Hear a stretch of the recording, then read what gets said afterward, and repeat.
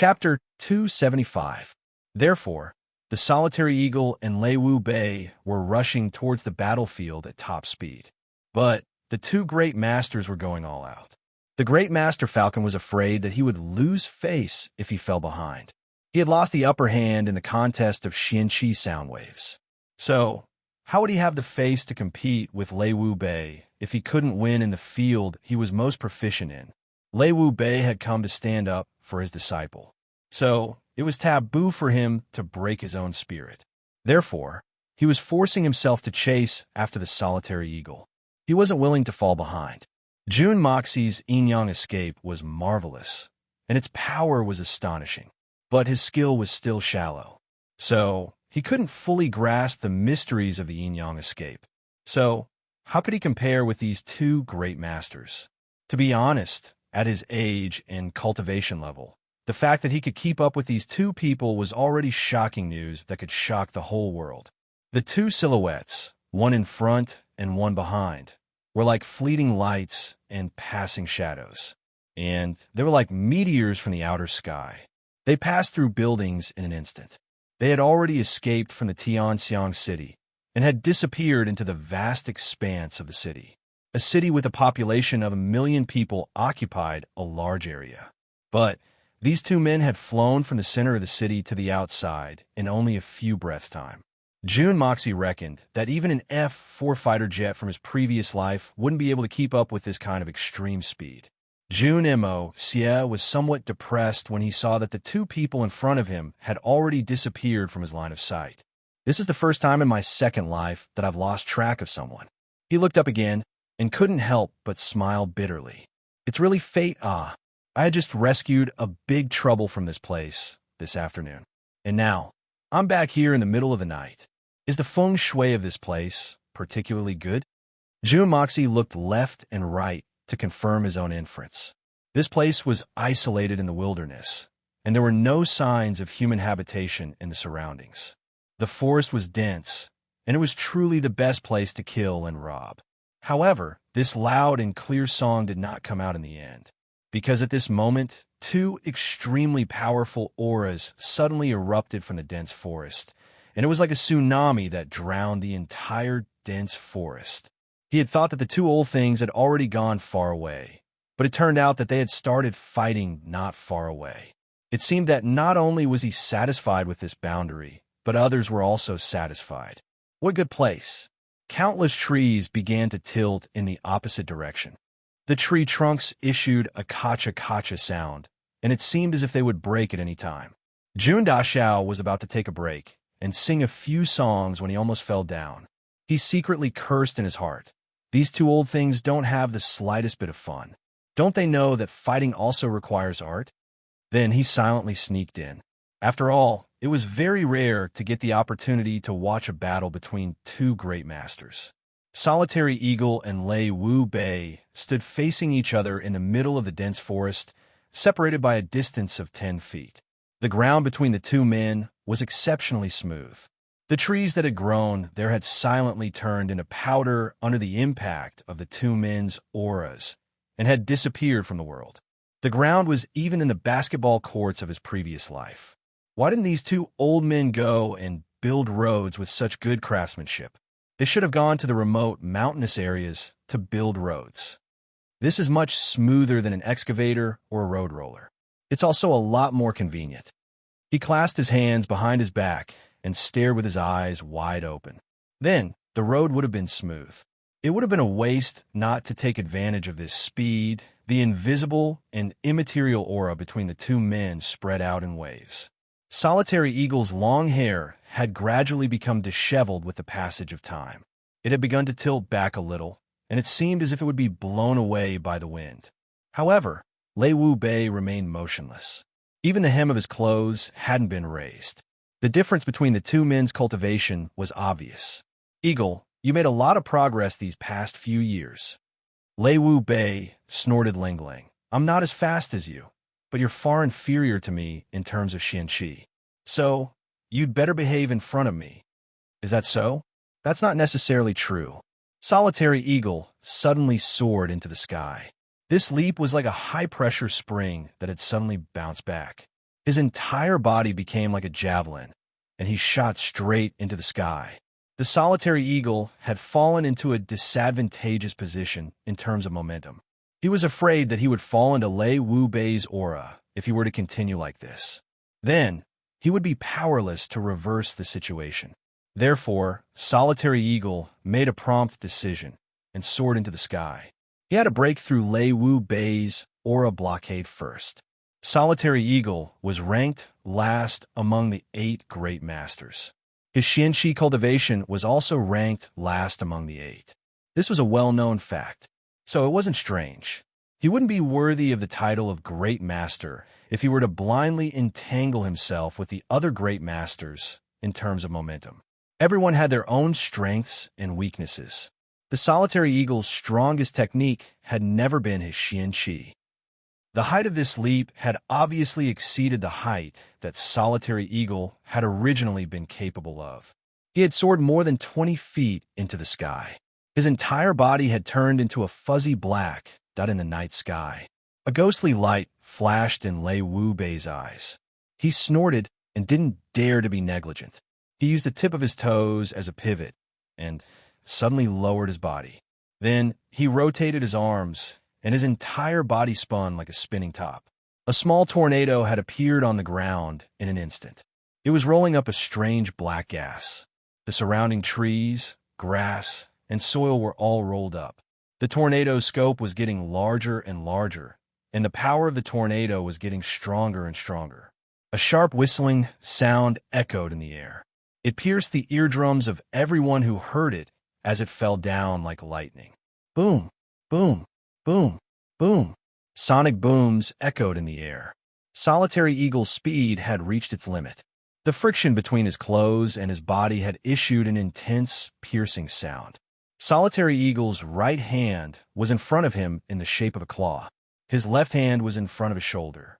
His long black hair was perpendicular to the ground, but his body was still falling. Solitary Eagle's entire body looked like a heaven-shaking sharp arrow that had been shot out of the battle between the gods and the demons.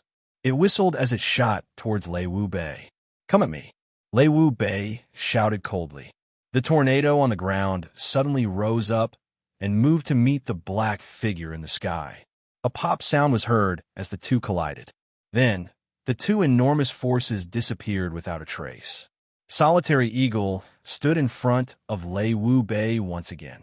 His claws had transformed into a myriad of transformations and were now clawing towards Lei Wu Bei.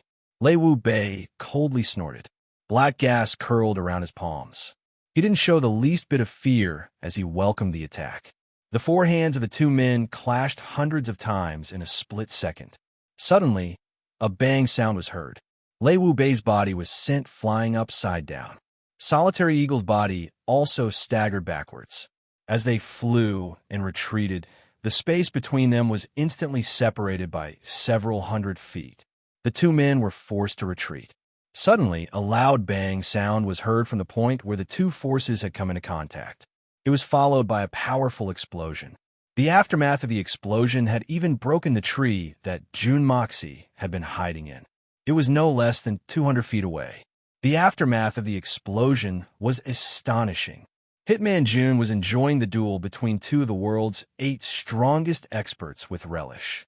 Moreover, he was comparing the world's top martial arts techniques with his own. Even if he was just a spectator, he would still be able to gain a lot of benefits from watching such a battle between such strong experts. However, he hadn't expected that the tree he had been hiding in would suddenly break. Moreover, it had been broken into dozens of pieces. Jun Moxie had been flung away by the tree trunk he had been hiding in. He fell to the ground and rolled twice. It had happened so suddenly that he hadn't had enough time to move. He was still in his invisible state, but it wasn't a good feeling. He had been thrown into confusion, and he had seen stars. It seemed that this was the first time in his 2 lives that he had been in such a difficult situation. He couldn't help but let out a muffled groan as he spoke in a very low voice. The volume of his groan was indeed very low, but it was no less than a thunderclap for the 2 great masters. Someone was peeping on us, and we didn't even notice it. The 2 men couldn't help but shout, "Who is it? Get out here!" Jun Mo. Xie didn't dare to reveal his head at this moment. He shrunk his neck and used the wood escape technique to quickly move to another tree. A thought flashed in his mind. The two great masters have already decided who is superior and who is inferior. The fight has only just begun, but it can be seen that Solitary Eagle isn't Lei Wu Bei's match for the time being. I'm afraid he'll suffer a loss if the fight drags on. It's like a fight between two money bags. One only has 1 billion, and the other has 1.5 billion. The wealth of these two men is enough for them to squander as much as they want. But the one with 1.5 billion will win in the end. After all, his background is better. But Solitary Eagle is one of our own. Do I have to watch him make a fool of himself? If that's the case, then I'll give them a little trouble. Jun Moxie suddenly thought a plan. He let out a cold snort, and his voice was full of disdain. Then he moved again. Two silhouettes appeared like meteors chasing after the moon and landed in the same place where he had just made that sound. However, the yin-yang escape technique was truly marvelous. It was so easy to hide under the eyes of the two great masters. The two great masters carefully searched the area, but found nothing. They couldn't help but look at each other in dismay. They were extremely shocked in their hearts. This person's Xian cultivation is in no way inferior to ours. In fact, it might even be stronger. Who was this person? What was his purpose? That cold snort was clearly disdainful. It's as if he's looking down on us. Who is this arrogant? Solitary Eagle suddenly came to his senses.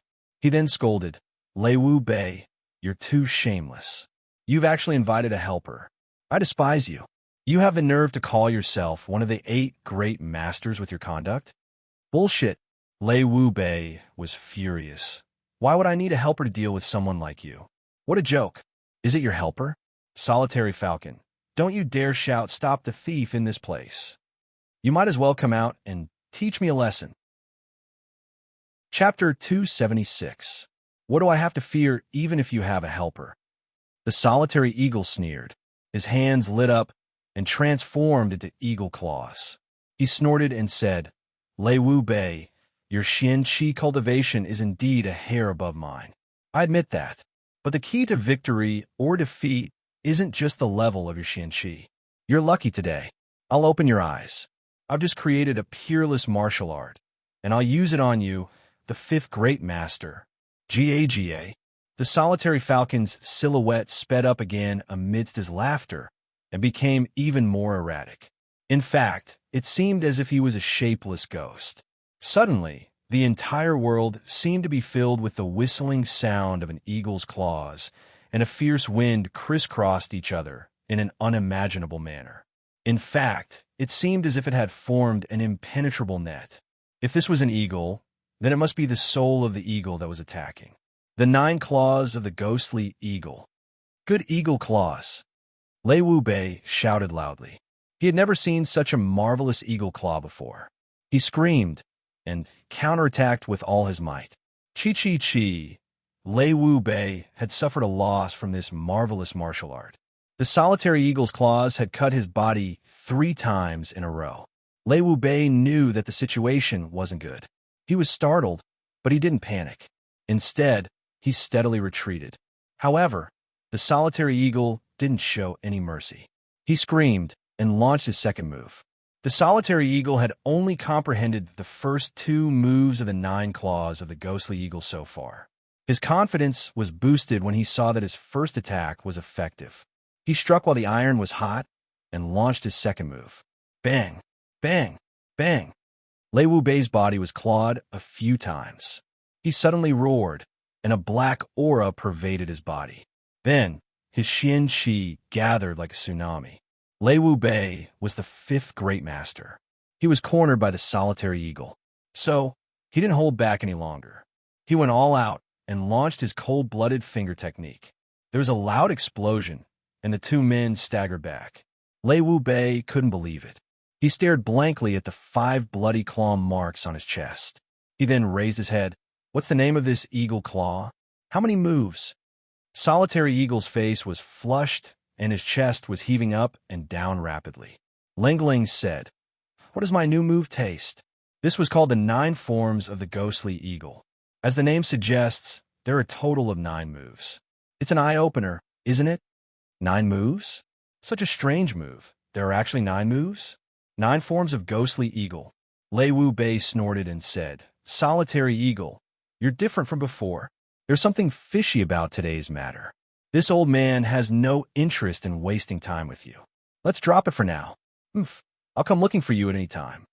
The solitary eagle laughed heartily and said, "How's the taste of my unique skill? If you want to spar with me, I'll be waiting for you at any time." Solitary eagle, since we're all part of the 8 Supremes, I'll warn you again. Stay away from the Jun family, and you'll be safe. Lei Wu Bei snorted.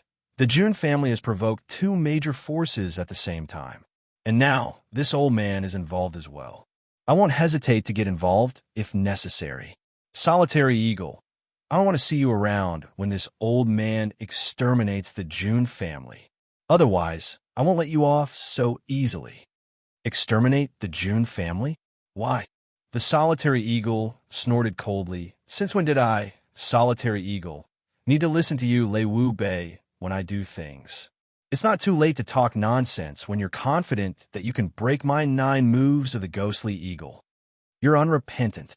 You're acting recklessly. Lei Wu Bei snorted in a low voice. Then, his body rose up, and he disappeared without a trace. Lei Wu Bei stopped as soon as he saw that the situation wasn't right.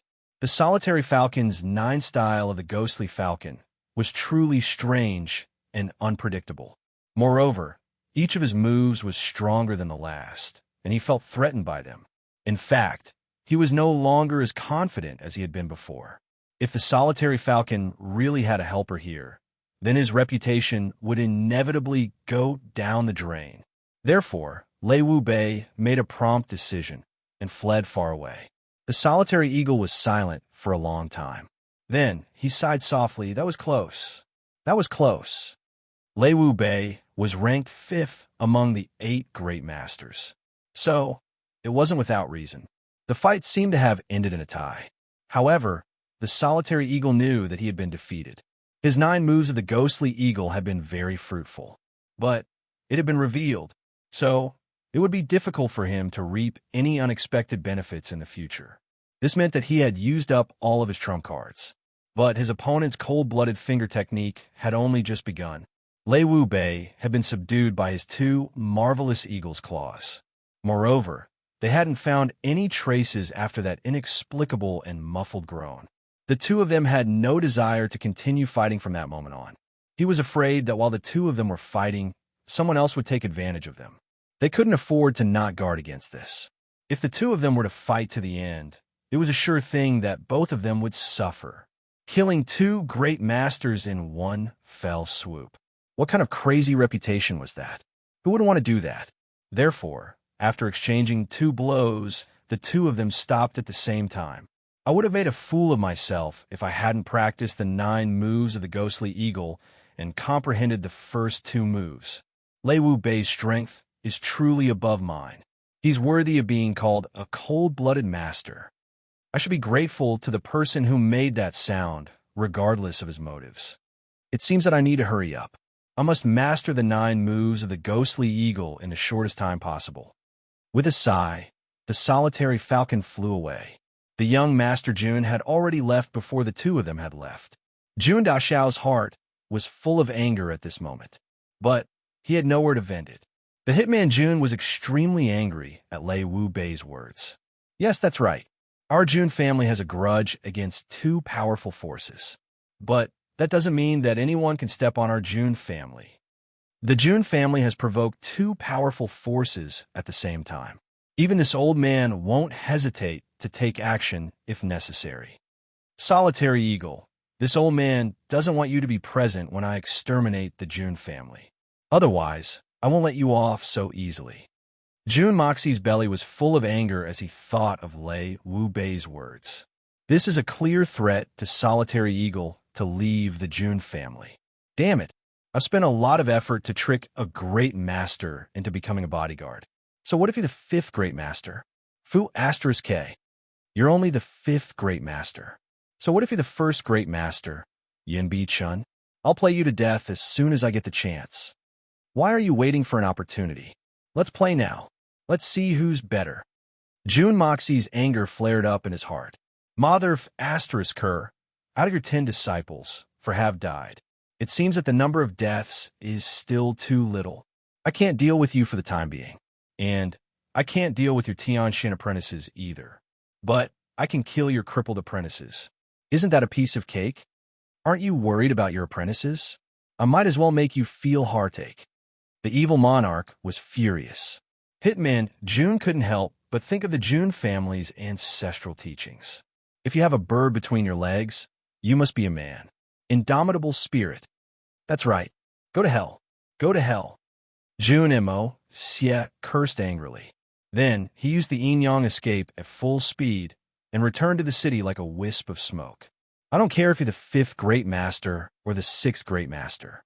If I don't make you cry today, I'll tear off my penis and make it into a kite for you. June Mo. Xie's speed was much faster than when he had arrived. He searched the entire way, inside and out, but didn't find anything.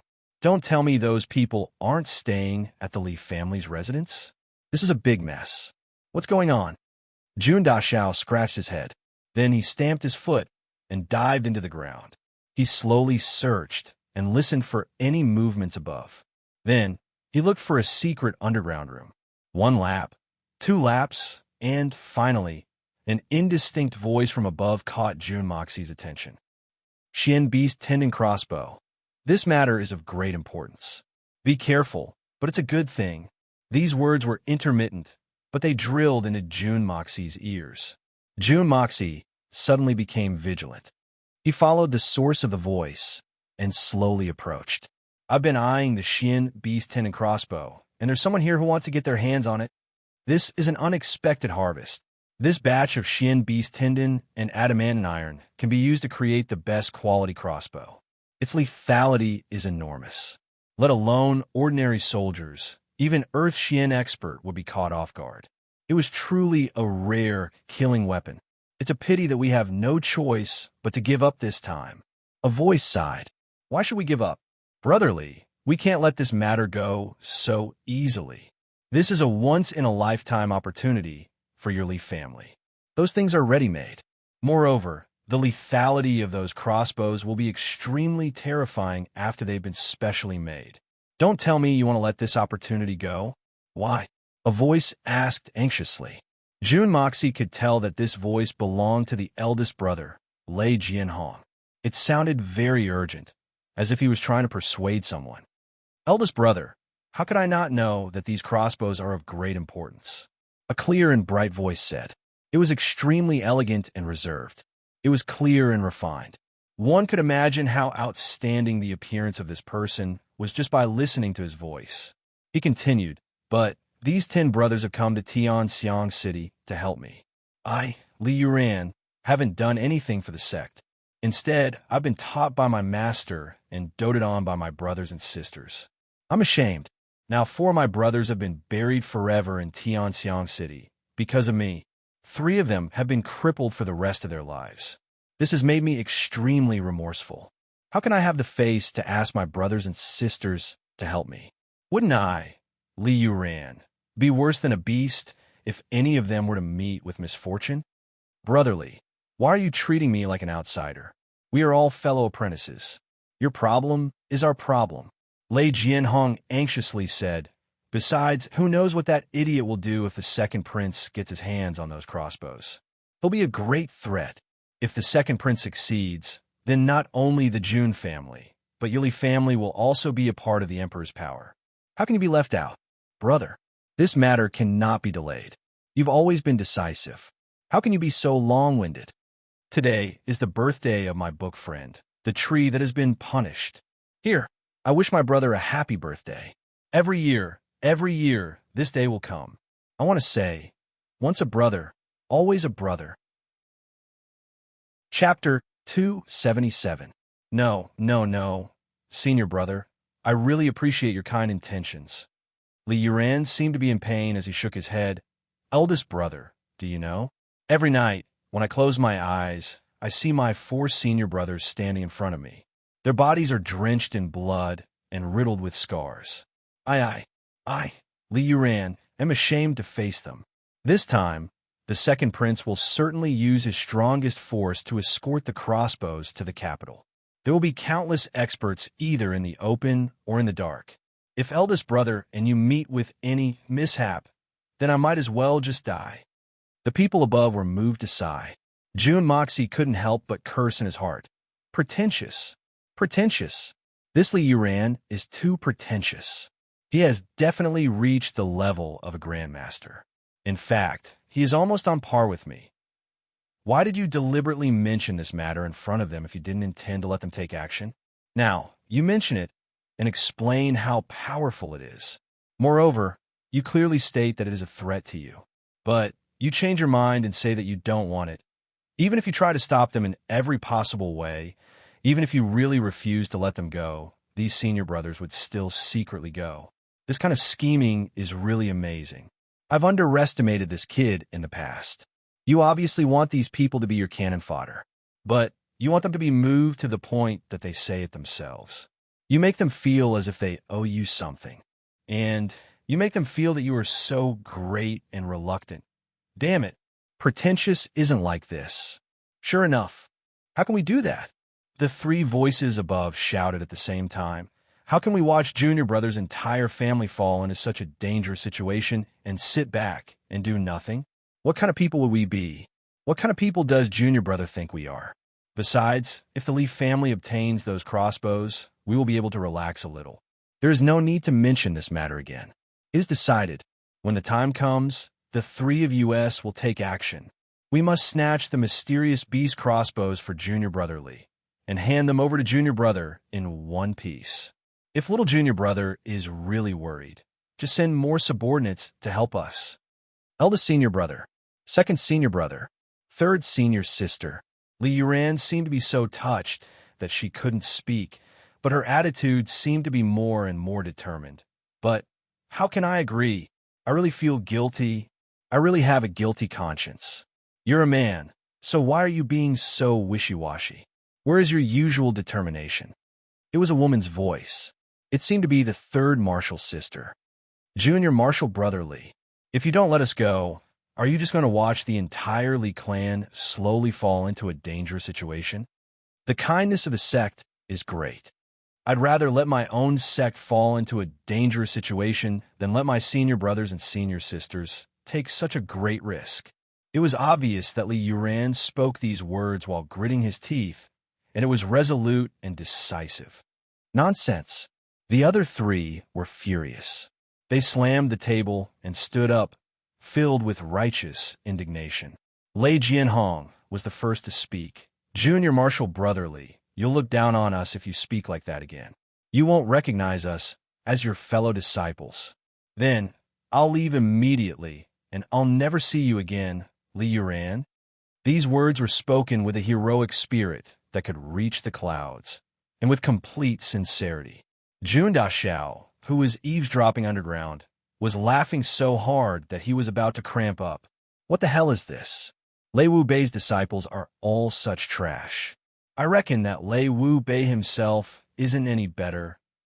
In that case, Senior Marshal Brother, you must be careful. Li Yuran was so moved that she started to choke with sobs. Her enunciation became somewhat unclear. Please be careful, Senior Marshal Brothers. I'd rather not have these crossbows, but I want my Senior Marshal sisters to return safely. I'll deploy the greatest forces to assist my Senior Marshal sisters. Senior Marshal sisters, please don't be stingy with your manpower. It doesn't matter even if all of us are sacrificed. As long as my Senior Marshal brothers and Senior Marshal sisters can return safely, I won't hesitate. Don't worry, we'll take care of everything. Wait for our good news, Junior Marshal Brother. The three of them patted their chests with a loud pa-pa sound. They were full of heroic sentiments and were brimming with a heroic spirit. Jun Moxie finally stopped laughing. Instead, he sighed deeply in his heart. They've been sold by Li Yuran, and yet they're still helping him count the money. It seems that these three have been thoroughly brainwashed by Li Yuran. Lei Wu Bei's son and his two disciples are really stupid. No wonder the five of them had besieged Yi Gahan, but the results were so bleak. It's pitiful that people don't have wisdom. Thank you, Senior Marshal Sisters. According to my information, those crossbows should arrive at the southern outskirts of the capital in 13 days. We'll act according to the plan when the time comes. I reckon that Li Yuran would be bowing deeply. Then, the three of them began to discuss the specifics of the plan. Jun Moxie listened for a while and understood. Then he lost interest in listening to Li Yuran play with these fools. That's because he suddenly had a new plan in mind. Of course, that's for later. This is the time to kill. Hitman Jun hadn't forgotten his original purpose for coming here. Even if he had heard some important news, it wouldn't hinder Jun Moxie's determination to kill. He silently rose up from the ground and looked around. He discovered that he was currently in a spacious courtyard. Jun Moxie looked around and finally understood why he hadn't been able to find them in the Li Mansion. This place is outside the Li Mansion. This is a courtyard next to the Li Mansion. No wonder. He turned around again and heard a painful groan coming from a room surrounded by a verdant bamboo forest. Jun Moxie's mouth curled into a cruel smile. His body flashed, and he entered the room. The room was filled with the smell of medicine. The three brothers were quietly lying on the soft mattresses, twitching from time to time. Their faces were deathly pale. Oh, it's really pitiful, seeing you in so much pain. Let me, your big brother, save you from the sea of suffering. Jun Moxie bemoaned the state of the universe and pitying the fate of mankind, but he had already taken down a large sword hanging on the wall. It seemed that one of the three had been carrying a weapon with him. He suddenly raised it, and with lightning speed, without any hesitation, and without blinking, he chopped it up and down like he was chopping dumpling fillings. Puff, puff, puff. The three of them had already suffered fatal injuries. It was quite amazing that they were still breathing at this moment. How could they resist? They didn't even have time to breathe before they met their tragic end. Blood splattered everywhere, and flesh and blood splattered everywhere. The last one was the sixth senior brother with outstanding Qigong. He watched helplessly as the steel saber suddenly floated in the air. Just when he was wondering if his eyes were playing tricks on him, he saw the steel saber fall down like lightning. The heads of the senior brother and the junior brother beside him strangely separated from their bodies with a pu sound. They rolled away like watermelons falling off the seedlings. He was extremely frightened and was about to open his mouth to cry out in alarm. Suddenly, something covered his mouth and prevented him from making a sound. It seemed like a warm hand, but why can't I see it? Why can't I see it? Do ghosts really exist in this world? Just as he thought of this, he saw the uncontrollable knife slashing down on his neck. The hitman Jun stopped. Ling Ling picked up a piece of cloth and dipped it in the blood on the ground. She smiled mischievously and wrote a few crooked words on the wall. I killed 4 of them that day, and it wasn't satisfying enough. Today I'm going to chop down 3 more, and they're all half dead. How can it be satisfying enough? I'll chop down the last 3 in a few days. If it's not satisfying enough, then it'll be your turn, my dear, cold-blooded elder sister Wu Bei. She thought for a moment, and then added a few more words on the wall. Then, she left in a satisfied manner. The side room was several dozen feet away from the main room, where Li Yuran and the others were located. The hitman Jun's movements were swift, and the process was fast. Although he had used a lot of strength, he had chopped down on a defenseless human body and hadn't made much noise. Only a few puff sounds could be heard, and it was over. This was the basic skill of an excellent assassin and wasn't a big deal. Besides, this blade was very sharp. Even if someone happened to hear it, they would only think that someone couldn't help but let out a few farts. Therefore, no one would realize that these people had been freed from the sea of suffering in this world and had gone far away from the pain and suffering of the world. The hitman Jun had just escaped from the courtyard when he saw a silhouette floating towards him from a distance. The silhouette's hands were behind his back, and his movements were elegant and unrestrained. He was neither fast nor slow, and his eyebrows were slightly wrinkled. It seemed as if there was something he couldn't figure out. It was the world-famous cold-blooded master, Lei Wu Bei. You're too late, you old bastard. Jun Moxie smiled maliciously and deliberately brushed past him. Lei Wu Bei seemed to have sensed something as Jun Moxie brushed past Lei Wu Bei. Lei Wu Bei's posture didn't change, but his aura rose to its peak in a split second. A burst of terrifying pressure surged towards him from all directions. Jun Moxie felt as if a mountain was pressing down on his head. He cursed inwardly, stuck out his tongue, and escaped into the Hong Jun Pagoda. I can't afford to provoke you, but I can't hide from you.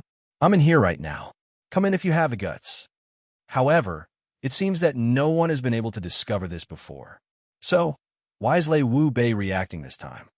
Jun Moxie squatted in the Hong Jun Pagoda's main hall and thought hard. Could it be that there's a flaw in my escape technique? Or could it be that these supreme beings have already discovered or sensed my abnormality? Or, I understand. Jun Moxie suddenly recalled that he had just killed someone. His body was still emitting a biting, cold, murderous aura. It seems that this murderous aura has made Lei Wu Bei feel danger. Plus, I'm hostile towards Lei Wu Bei, so it's not surprising that Lei Wu Bei could sense it.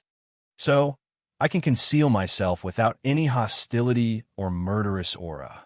But I can't conceal myself if I have any emotions.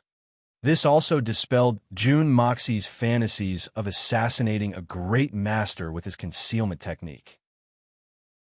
Chapter 278. Hitman Jun's thoughts were reasonable, but there were some discrepancies between them and the facts. The yin-yang escape was indeed a unique technique. Even the 8 great masters weren't capable of tracking Jun Moxie's whereabouts. However, the yin-yang escape could be used to conceal one's tracks without using the 5 elements escape technique. However, it wasn't a true escape into the void. It would always cause an anomaly in the flow of the air. In fact, this wasn't an anomaly. It was just a slight change in the flow of the air. However, most people wouldn't be able to detect such a subtle change. But who was Lei Wu Bei? He wouldn't be Lei Wu Bei if he couldn't detect it. He had already noticed the minute fluctuations in the air. However, the scene in front of him was too strange. He had never seen such a strong, murderous aura in his entire life. He could infer that the other party's strength was at an unfathomable level. Therefore, Lei Wu Bei immediately released his own pressure to protect his body. However, Lei Wu Bei wouldn't be able to detect Jun Moxie's presence once he entered the Hong Jun Pagoda. Jun Moxie felt a sense of loss as he thought about all this. He had already stayed in the pagoda for a while, so he figured that Lei Wu Bei must have left by now. So he rushed out again. He didn't know that Lei Wu Bei was still standing on the street. Lei Wu Bei's lightning-like eyes looked in Jun Moxie's direction the moment he came out of the pagoda. It was as if 2 balls of ghostly fire had suddenly flashed in the night sky. Crap, this old man is so free. Jun Moxie was depressed. He had no choice but to enter the pagoda again. He thought to himself, damn it, I won't come out before dawn. A great master never doubted his senses. Jun Moxie's aura had left a deep impression on great master Lei, even though it had only been a fleeting moment. Therefore, he didn't dare to neglect it. Lei Wu Bei had returned to the pagoda after meeting with the solitary eagle, so his speed had inevitably slowed down. Moreover, he had deliberately searched for traces of the mysterious person who had made that sound. So, his speed had naturally slowed down even more. He suddenly felt the air flow accelerate as he arrived at the pagoda. Then, he sensed a bloody, murderous aura approaching him. He couldn't help but gather his Xian Qi and get ready. He could feel the sharpness of this murderous aura and how terrifying it was. Only the world's top assassins could bring out such a strong, murderous aura. Such a strong and ferocious murderous aura was enough to assassinate him. Therefore, Lei Wu Bei didn't dare to be negligent. He released his formidable aura in an instant and got ready for battle. This standard of measurement was naturally based on the murderous aura of the hitman. This murderous aura was something that was ingrained in Jun Moxie's bones. Although Jun Dashao didn't possess such tyrannical strength, but the murderous aura of the king of assassins hadn't diminished in the slightest. Lei Wu Bei waited in silence with rapt attention for a while. He hadn't expected that there would be no sound at all.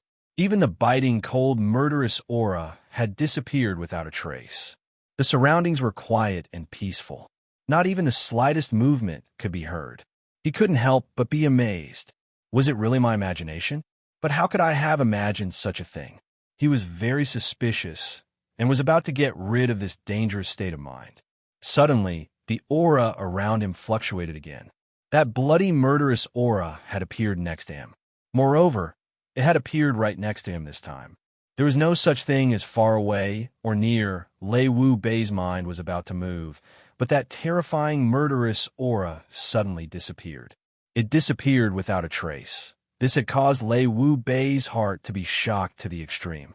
What kind of assassin could have such a terrifying method? Lei Wu Bei's body suddenly broke into a cold sweat. That was because he had suddenly thought of a terrifying person. This person's Xian cultivation might not be as strong as Yunbi Chun and Li Ju Tian. However, Lei Wu Bei felt that this person was more terrifying than those two combined. Because this person took lives, no one had been able to escape from his assassination in the past few decades. This person was a legend in the world of assassins. This person was a taboo in the world. Even Yunbi Chun and Li Ju Tian didn't dare to underestimate this person. In fact, they didn't even dare to challenge him. He was a dreamlike and terrifying assassin. The world recognized him as the god of death. The supreme assassin, Chu Chihuan. Who else could have such a sharp and incisive murderous aura? Except for Chu Chihuan, the supreme assassin. Who else could sneak up to me without me noticing? Except for Chu Chihuan. Who else could disappear without a trace after I noticed his murderous aura? Except for Chu Chihuan. There's no one else in the world who could do this. Even Yunbi Chun and Li Ju Tian can't do this. They can defeat me. They can even kill me. But they can't do what Chu Chihuan has done. He can come and go without leaving a trace. And I can't even detect him. Lei Wu Bei became more and more certain as he thought about it. So, he became more cautious. And the more cautious he became, the more intense his fear became. People are always full of doubt and fear when it comes to the unknown. Even the great master Shen Xian was no exception, especially when his opponent was someone he couldn't deal with. Lei Wu Bei was confident that his Xian cultivation was in no way inferior to Chu Chihuan's. But Chu Chihuan liked to launch sneak attacks. Lei Wu Bei would inevitably suffer a big loss if he was caught off guard. Being ambushed by an expert of the same level wasn't a joke. Lei Wu Bei was a little afraid at this moment. Chu Chihuan was a great master, but he wasn't one of the 8 great masters. This was because he never killed people head-on. In fact, Chu Chihuan could kill a weak scholar with a single breath. But Chu Chihuan would never attack him head-on. This supreme assassin followed the assassin's code of conduct meticulously.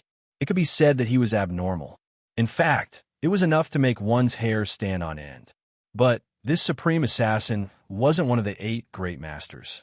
However, Chu Chihuan wasn't one of the 8 great masters. But he was the most terrifying person in the world. And this was widely recognized. So much so that the 8 great masters had recognized him. Lei Wu Bei was very cautious. He paid attention to his surroundings with every step he took. Then he spoke in a deep voice. "You must be the supreme assassin Chu Chihuan, Brother Chu?" I don't know how I've offended Brother Chu. I'm honored that Brother Chu has come here in person. But you and I are both great masters.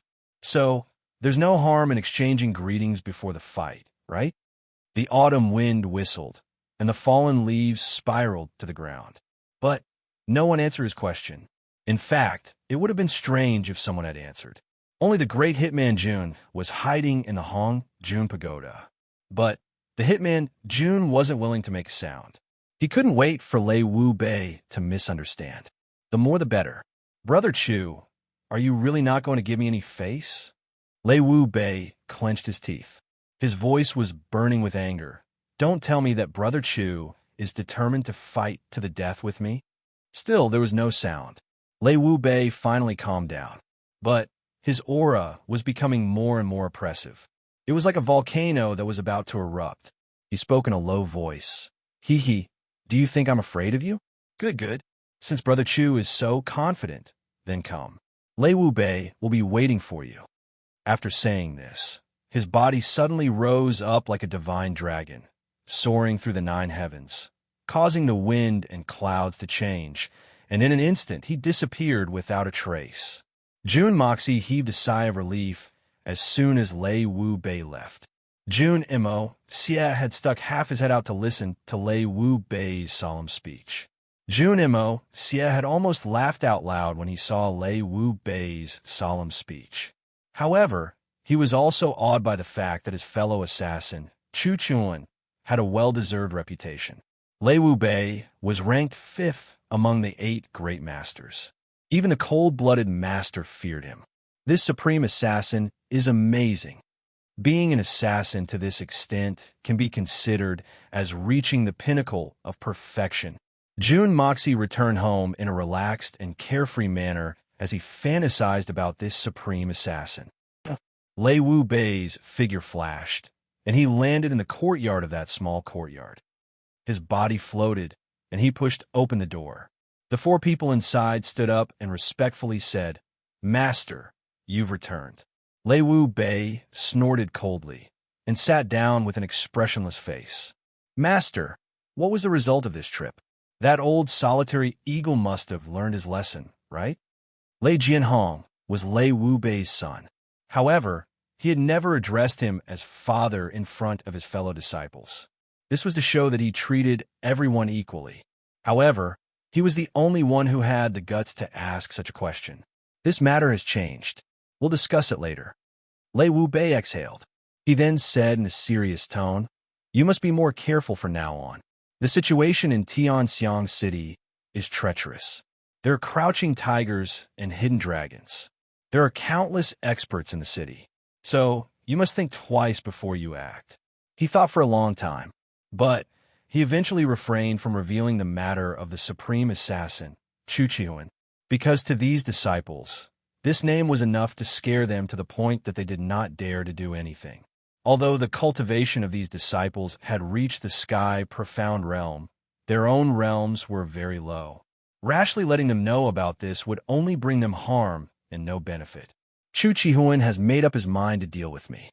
So, he won't do anything to my disciples before the outcome of the battle is decided. So, why should I tell them about this and make them so nervous? The 4 disciples weren't fools.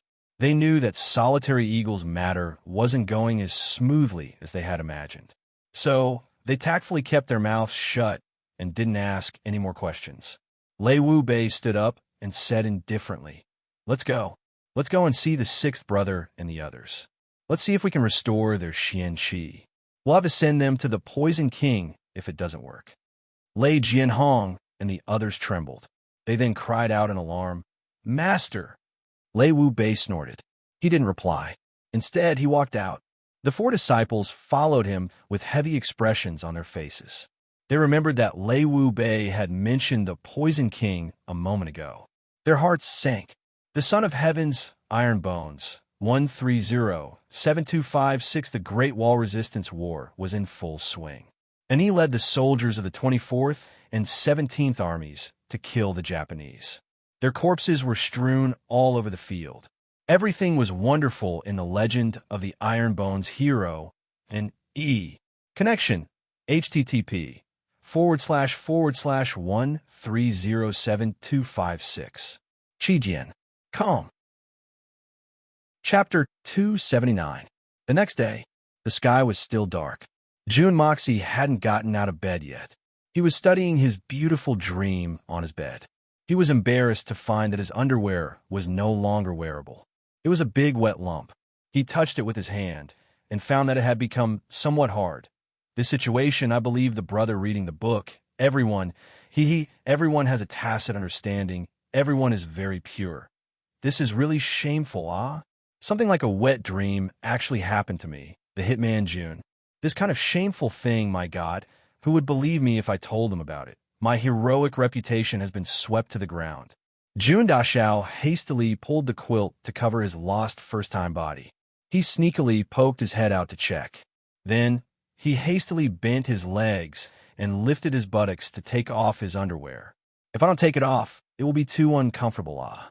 With a schwa sound, his movements were incomparably agile. He had already taken off his body. Then, he used his hand to pull it out from under the quilt. He wanted to find a suitable place to throw it away. But suddenly, bang!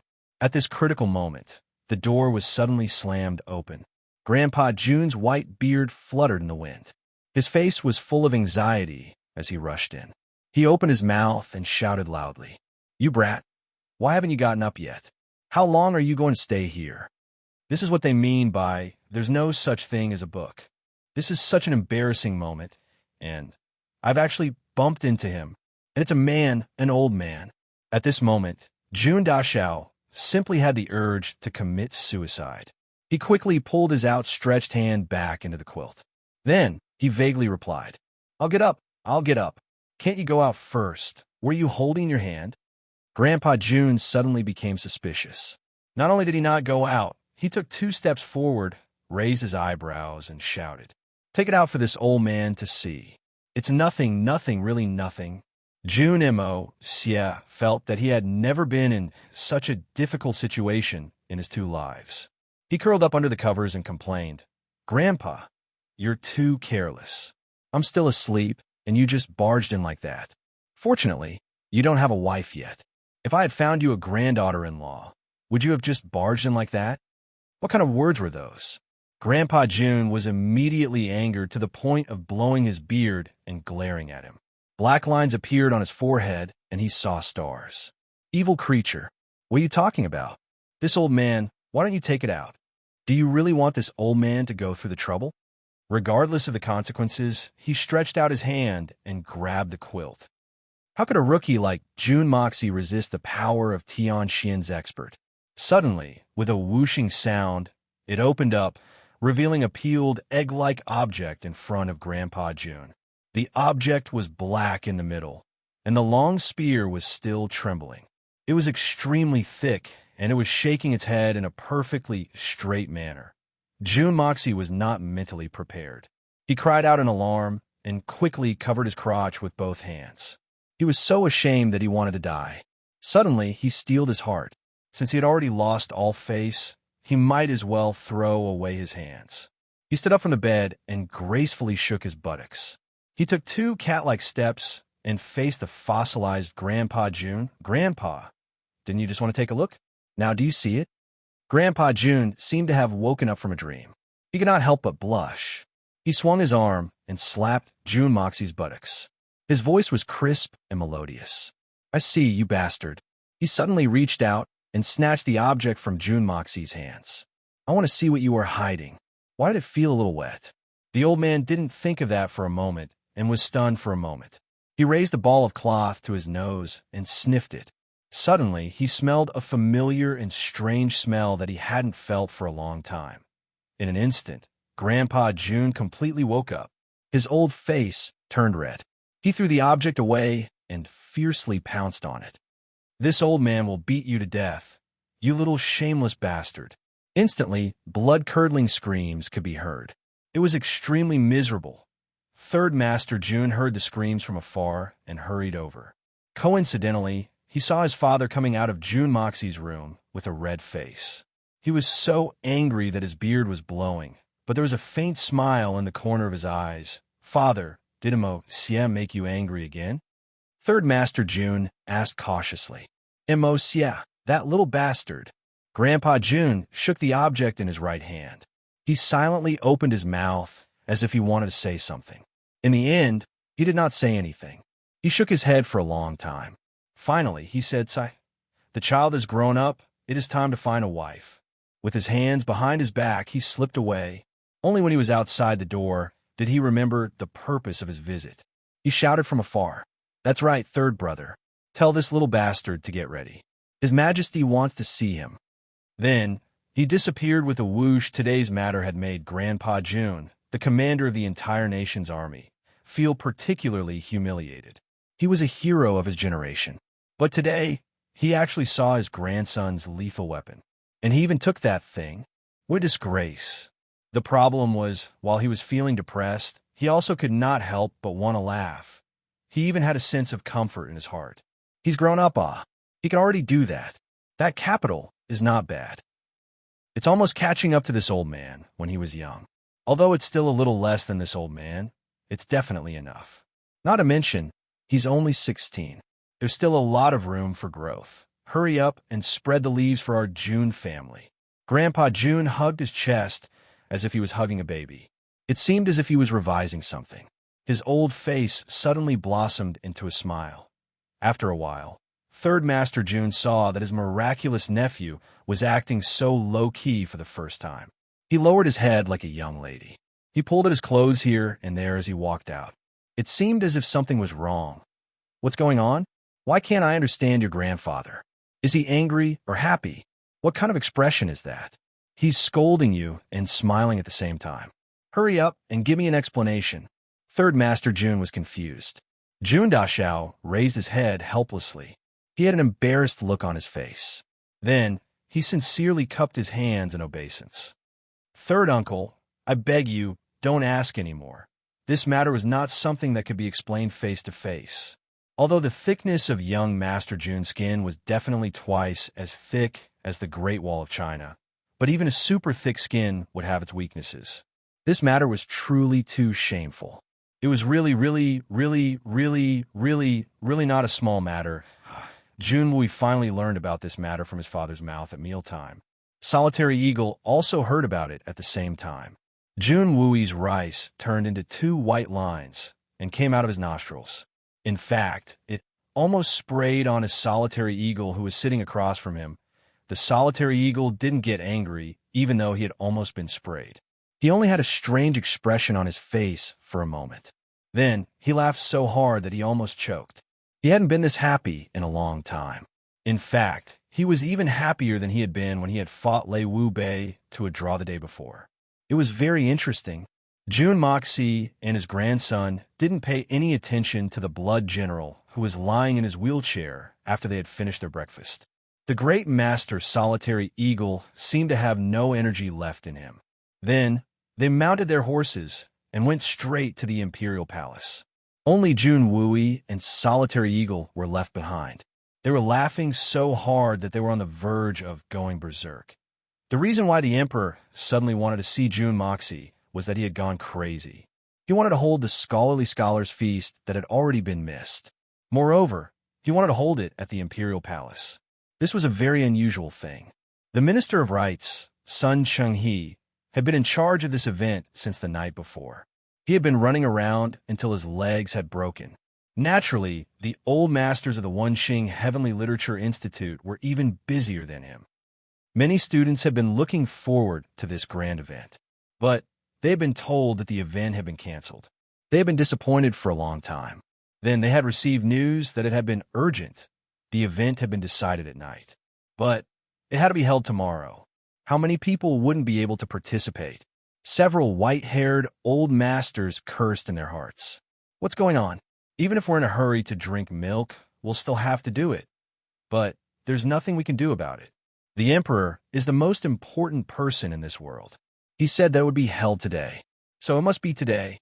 If we offend His Majesty the Emperor, he might cancel the event in anger. Then, wouldn't it be the same as us burying the golden path of the students? Not only was the timing tight this time, but the location was also strange. Moreover, the scale of the event was unprecedentedly grand. Not only were the young masters of the aristocratic families invited, but the 3 princes and several princesses were also invited. Even the talented women of the aristocratic families weren't rejected. They were invited as long as they could come. Therefore, the names of the notorious debauches like Jun Moxie and Fatty Tang were also on the list. They had received invitations. The old man's face was calm and collected. He didn't say anything along the way. Jun Moxie also felt that something was wrong. The grandfather and grandson felt that this so-called scholarly scholars' feast wasn't going to be a good feast. It was too abnormal. It was too abnormal. It was outrageous. Jun Moxie had a faint feeling that there was an invisible net covering him. Jun Moxie couldn't understand it, no matter how he thought about it. Why am I having such a strange feeling? Mother of asterisk her. This should be targeting anyone but me. I am admittedly talented and knowledgeable. I am well-versed in poetry, music, chess, calligraphy, and painting. But these people don't know this. Who do I think I am in their eyes? Emocia. Today's matter. This old man feels that something is wrong. Jun Tian's eyes were dignified. You must hide as much as possible. In order to reassure his grandfather, Jun Moxie smiled cheerfully. Grandfather, you don't trust me? I am the best at playing the fool. I'm a #1 debauchee in Tianxiang. Why would I need to hide? I am stupid. Little brat. Jun Tian was amused by him. He couldn't help but feel the pressure on him lessen. A mountain of flesh stood in front of the imperial palace. Jun Moxie took a look. Huh, it's an acquaintance. It's Fatty Tang, a pair of brothers in hardship. None of them were left behind. Jun Tian went to attend the morning court. As for the debauchee Jun and Fatty Tang, one was squatting on the ground, while the other was leaning against the wall. Both of them had an evil appearance. They didn't have any image to speak of. They were chatting amongst themselves. The young masters and scholars of the various families were wearing bright clothes.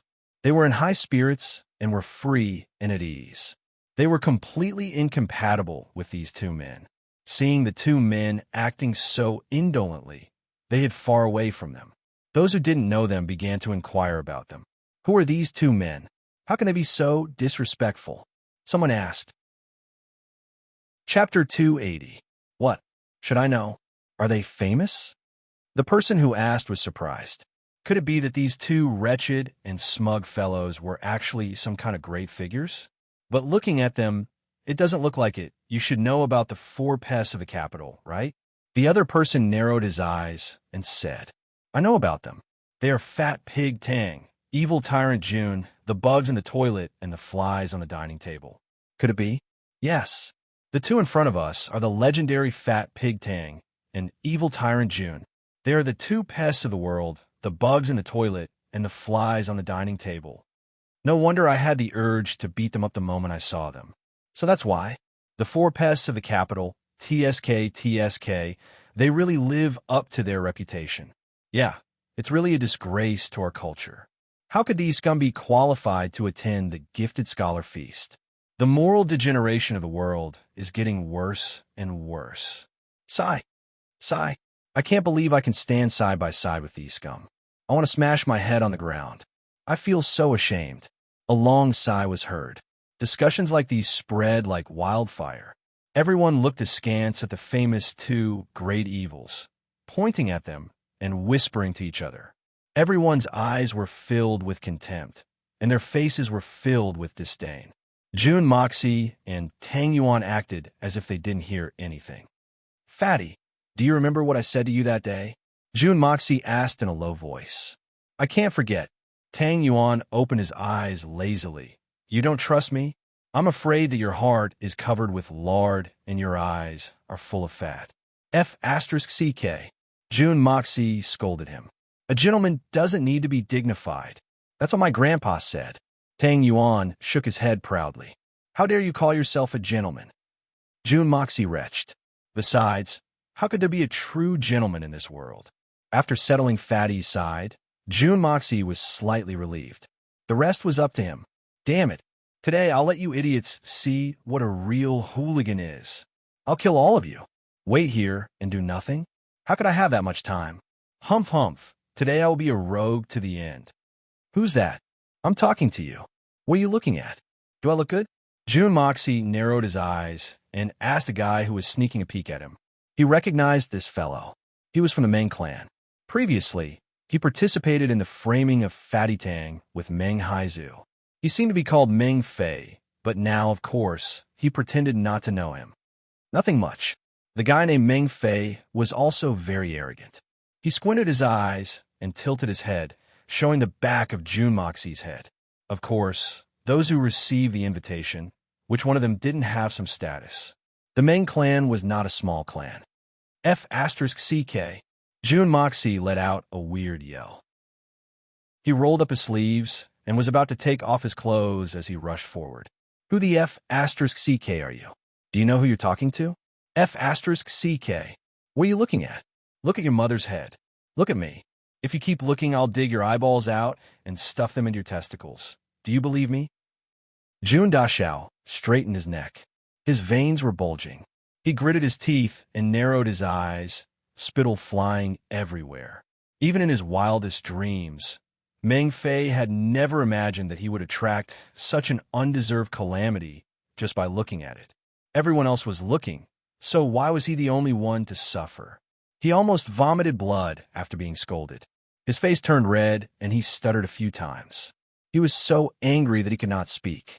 Forget it. Third young master, there's no need to lower yourself to the level of these vulgar people.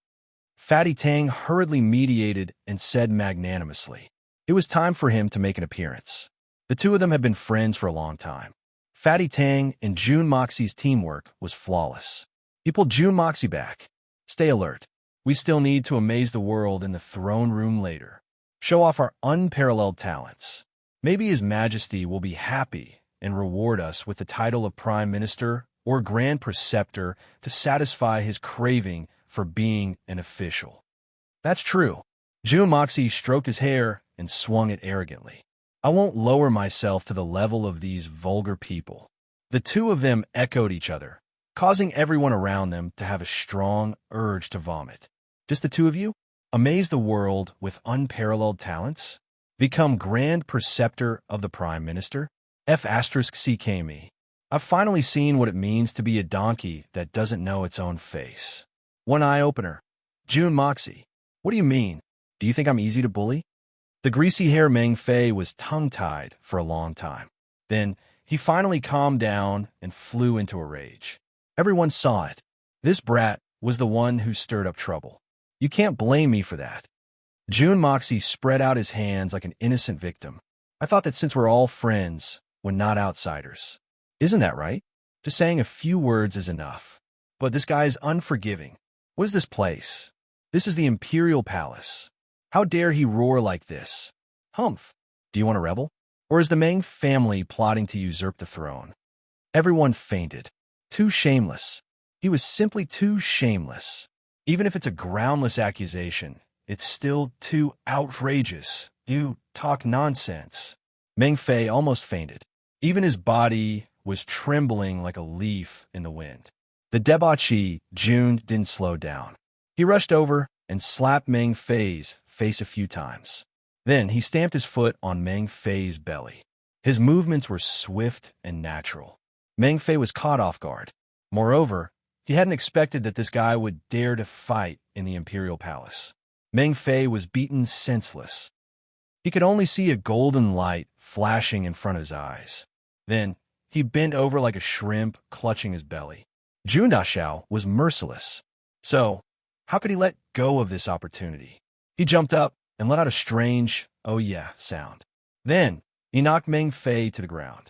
Then Jun Dashao's leg spun like a whirlwind and madly rushed towards Meng Fei's face. The greasy-haired Meng Dashao had turned into a pig's head. He was even fatter than Tang Yuan. Everyone started to clamor. This Jun Moxie was too lawless. Forget it, young Master Jun, forgive and forget. A young man's face was filled with indignation. He pulled Jun Moxie back when he was about to raise his foot again. Everyone saw that there was a good show to watch. They were the people of the oldest families in the capital. They wanted to see how Jun Moxie, the biggest debauchee, would step down. Who are you? Do you have the right to speak here? Who do you think you are? Do you know what crime this Meng Fei has committed? You're muddle-headed and you want to come out and fight? Are you tired of living? Jun Moxie's eyes were closed. He straightened his waist, tilted his body, and twisted his buttocks. His whole body formed an S shape. He put his left hand on his waist and tilted his head. He looked like a giant teapot. I am Murong Qianli, the third generation of the Murong family. The young man in embroidered robes had a proud expression on his face. He raised his chin slightly and looked at Jun Moxie with arrogance. He spoke slowly and in a tone that Jun Moxie hated the most. Jun Sun Xiao, hee. You see, won't you give me some face? It's only a misunderstanding. How about we turn weapons of war into gifts of jade and silk? Whoa, it's the Murong family. I'm scared to death. I'm scared to death. Oh, Fatty, hurry and save me. I'm so scared that I can't breathe. Jun Dashao jumped up in shock. He shouted exaggeratedly and patted his chest. He was so shocked that his heart was about to jump out of his chest. Then, he suddenly put on a straight face. It was as if he was wearing a mask. Trying to scare me. You dare to use the Murong family to pressure me. TSK, TSK, TSK, TSK, TSK, TSK. Jun Moxie circled around Murong Qianli twice. He stretched his neck and grinned. He gritted his teeth. Ha! Ha! Ha! Murong Qianli, you're very awesome. The Murong family is very famous. Hee hee hee. Do you know who this young master is? Jun Moxie didn't wait for Murong Qianli to speak. He then said in a strange tone, Do you think that the Murong family is more awesome than my Jun family? Hee hee. You're so young, but you can represent the Murong family? Whoa, you're really awesome.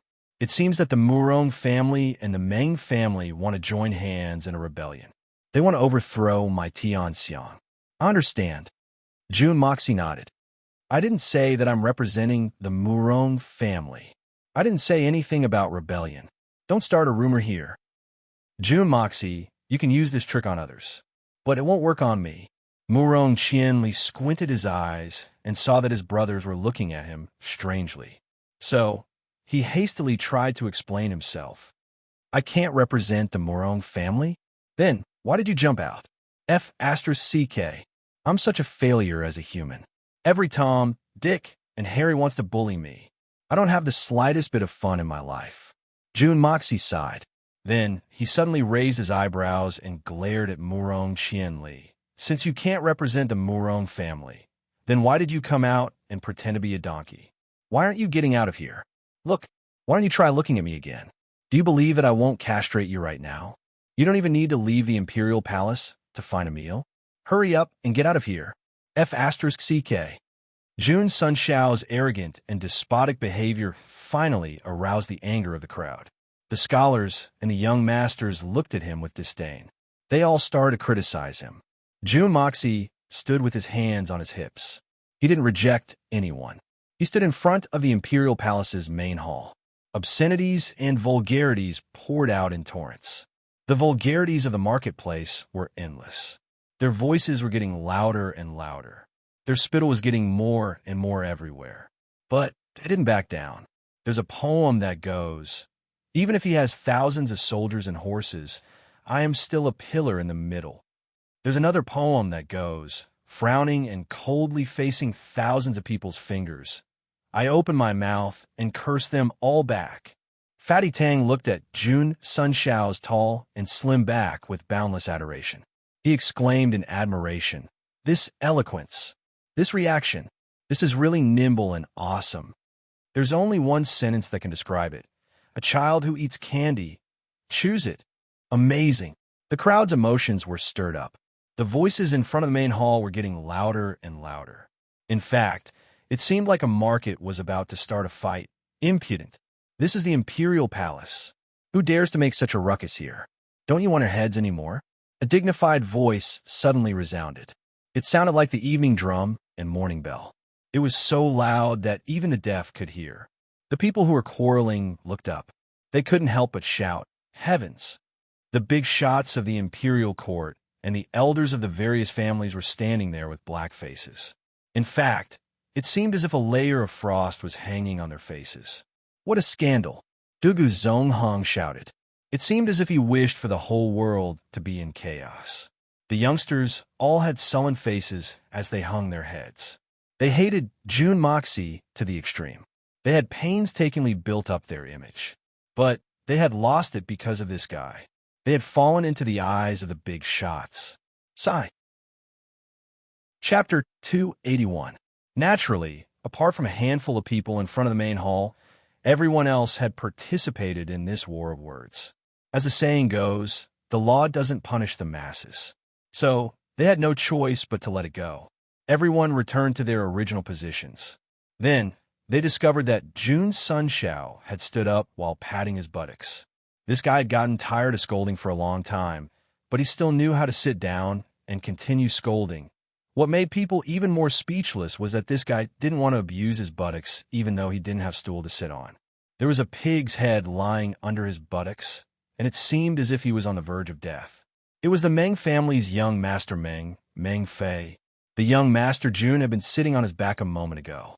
No wonder he would twist his waist and turn his buttocks from time to time. So that's how it is. Looking at the young master Meng's appearance, it seems that he will be absent from this scholarly autumn banquet. Hurry up and bring him to the imperial physician. The Meng family's patriarch, Meng Shui Sheng, shouted anxiously. Then he turned to look at Jun Tian and said with a fake smile, "Old Jun, your grandson is really young and promising. Cough, cough. Brother Meng is overpraising me. He, Xie is young and ignorant. He doesn't deserve such high praise from Brother Meng. Don't spoil him." Grandpa Jun stroked his beard as he expressed his gratitude. Meng Shuesheng staggered and almost fell. Even the big shots next to him staggered as well. We finally understand. It turns out that shamelessness is also hereditary. The debauchee Jun had deliberately stirred up a farce in front of the main hall. The momentum was so intense, the sound was so loud, and the people involved were so many. So, the emperor and the civil and military officials in the main hall weren't deaf. So, they had naturally heard the commotion. It was also because they had heard that the commotion outside was getting more and more intense that they couldn't bear it any longer. So, they had hurriedly ended the discussion. Normally, the discussion would have lasted for at least 4 hours. But it had ended in less than an hour. This was because the minds of the big shots were no longer here. The people who were arguing outside were the treasures of their families. Judging from the commotion, someone might really die if they went out a little later. Jun Dashao snickered in his heart, feeling very good. In my 2 lives, when have I ever waited for anyone except for those dead people? You guys actually dare to make me wait outside the hall. If I don't stir up some trouble, wouldn't it be too easy for you guys? At this point, there was still more than 2 hours before the start of the feast. However, there were already many eunuchs and palace maids who were busy taking care of the guests. This third young master, which hall are they in? Do you know that? Tang Yuan asked Zhu Moxie. At the same time, he looked around with his small eyes. Why haven't I seen any of the legendary talented ladies? What's the point of having a bunch of genteel men who don't look like men? No matter what, you should at least have your eyes open first. It seems like you should ask His Majesty about this question. What's the use of asking me? Jun Moxie casually plucked a half-withered dog's tail grass from outside the jade railings. He held it in his mouth and flipped it up and down. The furry tip of the grass was flipping up and down in front of his mouth. It was extremely agile. Fatty Tang looked on enviously. There was too much fat on his big face. His lips were too thick and his tongue was thicker than normal people's. It was impossible for him to be as agile as Jun Moxie. He snorted and said, "If I dare to ask His Majesty, my grandfather will probably skin me immediately. It's fine if you say you don't know, but you actually want me to ask His Majesty. Why do you want to harm me? You're my big brother, F***CK. This is my first time coming to the palace. I came here right after you. You came earlier than me. If you don't know, how would I know? Don't call me big brother in front of everyone. Having a fat brother like you makes me dizzy." Jun Moxie rolled his eyes. Then, he suddenly burst into laughter. "Fatty, another group of men has arrived. They don't look like men at all. They're your old lovers. Aren't they the scholars of the Wenxing Heavenly Literature Institute? You see, they're walking in an orderly manner. It's like a F***king military parade. What a bunch of hypocrites." Sure enough, there was a group of young men in white clothes on the smooth jade steps in front of the main hall. Each and every one of them had a graceful demeanor. They were elegant and at ease. Each of them had delicate features. Each of them had a noble and refined bearing. There were exactly 20 of them. They were led by 2 white-bearded old men in the front. They slowly entered the hall. The 2 old men in the front had thin facial features. Their white hair was fluttering in the wind. Their hair was tied up with a square scarf. They were wearing a loose robe with big sleeves. They were brimming with the air of a learned scholar. They were the 2 great teachers of the Wenxing Heavenly Literature Institute. They were also respected by the scholars of the whole nation, Mei Gao Jie and Kong Lingyang. Fatty Tang snorted and said in a low voice, It's those two old farts again with their disciples and grand disciples. A whole family of hypocrites. Damn it, I feel like vomiting just looking at them. Later, I'll go and touch the most pretentious one. I just happen to be lacking a servant boy to wash my underwear. I did it to the last one, but now that I think about it, I'm starting to regret it. Jun Moxie lifted his chin slightly and looked at the group of people. He snorted twice, showing his approval of Fatty's words. He knew that Fatty was a bad person, and he even agreed with him.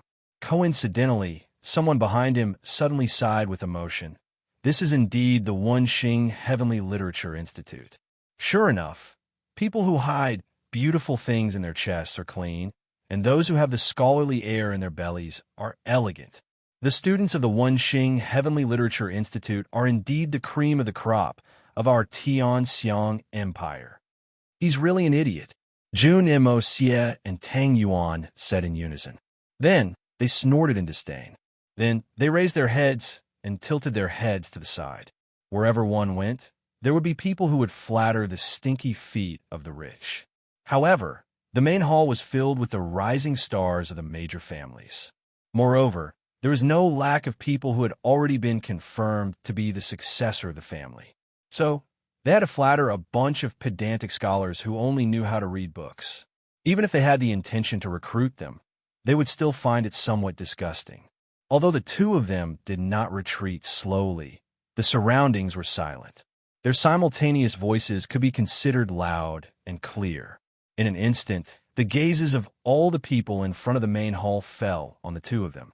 For a moment, everyone's eyes were on them, and everyone's attention was focused on them, especially the two old men from the Wenxing Heavenly Literature Institute. They looked at Jun Moxie and Tang Yuan as if they were looking at two piles of dog dung. Their eyes were filled with disgust and disdain. Fatty Tang jumped in fright when he was suddenly looked down upon by so many powerful and insignificant people. His fat face changed color and his body trembled. Fatty Tang was able to play with and cripple a few scholars in private. However, it was mostly because the scholar's character was unbearably despicable.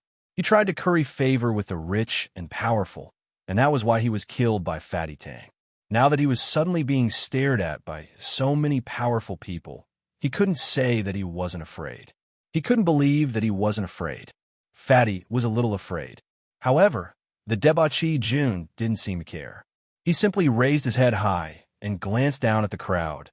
Jun Dashao was facing the disdain of nearly 100 people. However, he displayed a condescending and unyielding manner. His disdainful and arrogant demeanor made it seem as if he wasn't afraid of honor or disgrace. He was a scoundrel and wasn't afraid of anyone.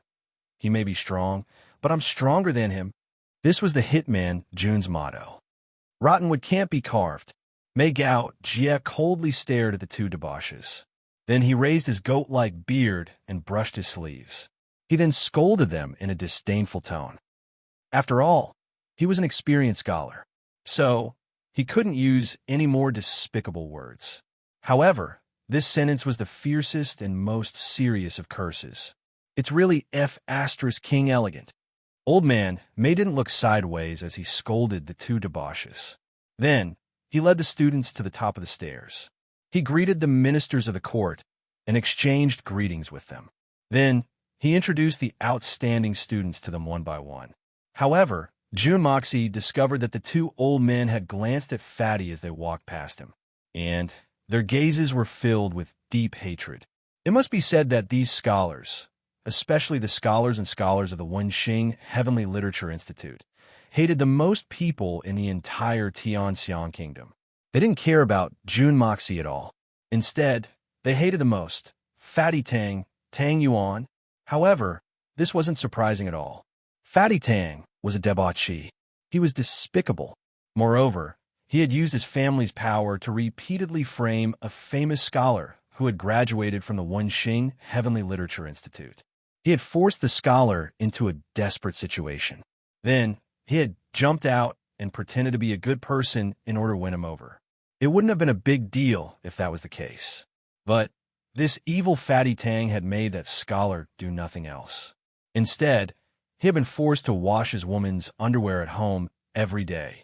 This was an extraordinary shame and humiliation. What was the place of the Wenxing Heavenly Literature Institute for such an insult? What was the place of the thousands of scholars in Tianxiang? Fatty Tang hadn't kept this matter a secret, so it had naturally spread like wildfire. Mei Gao Jie and Kong Ling Yang, the two elders, had almost vomited blood when they heard that their proud disciples had been humiliated in such a manner, and they had ended up in such a state.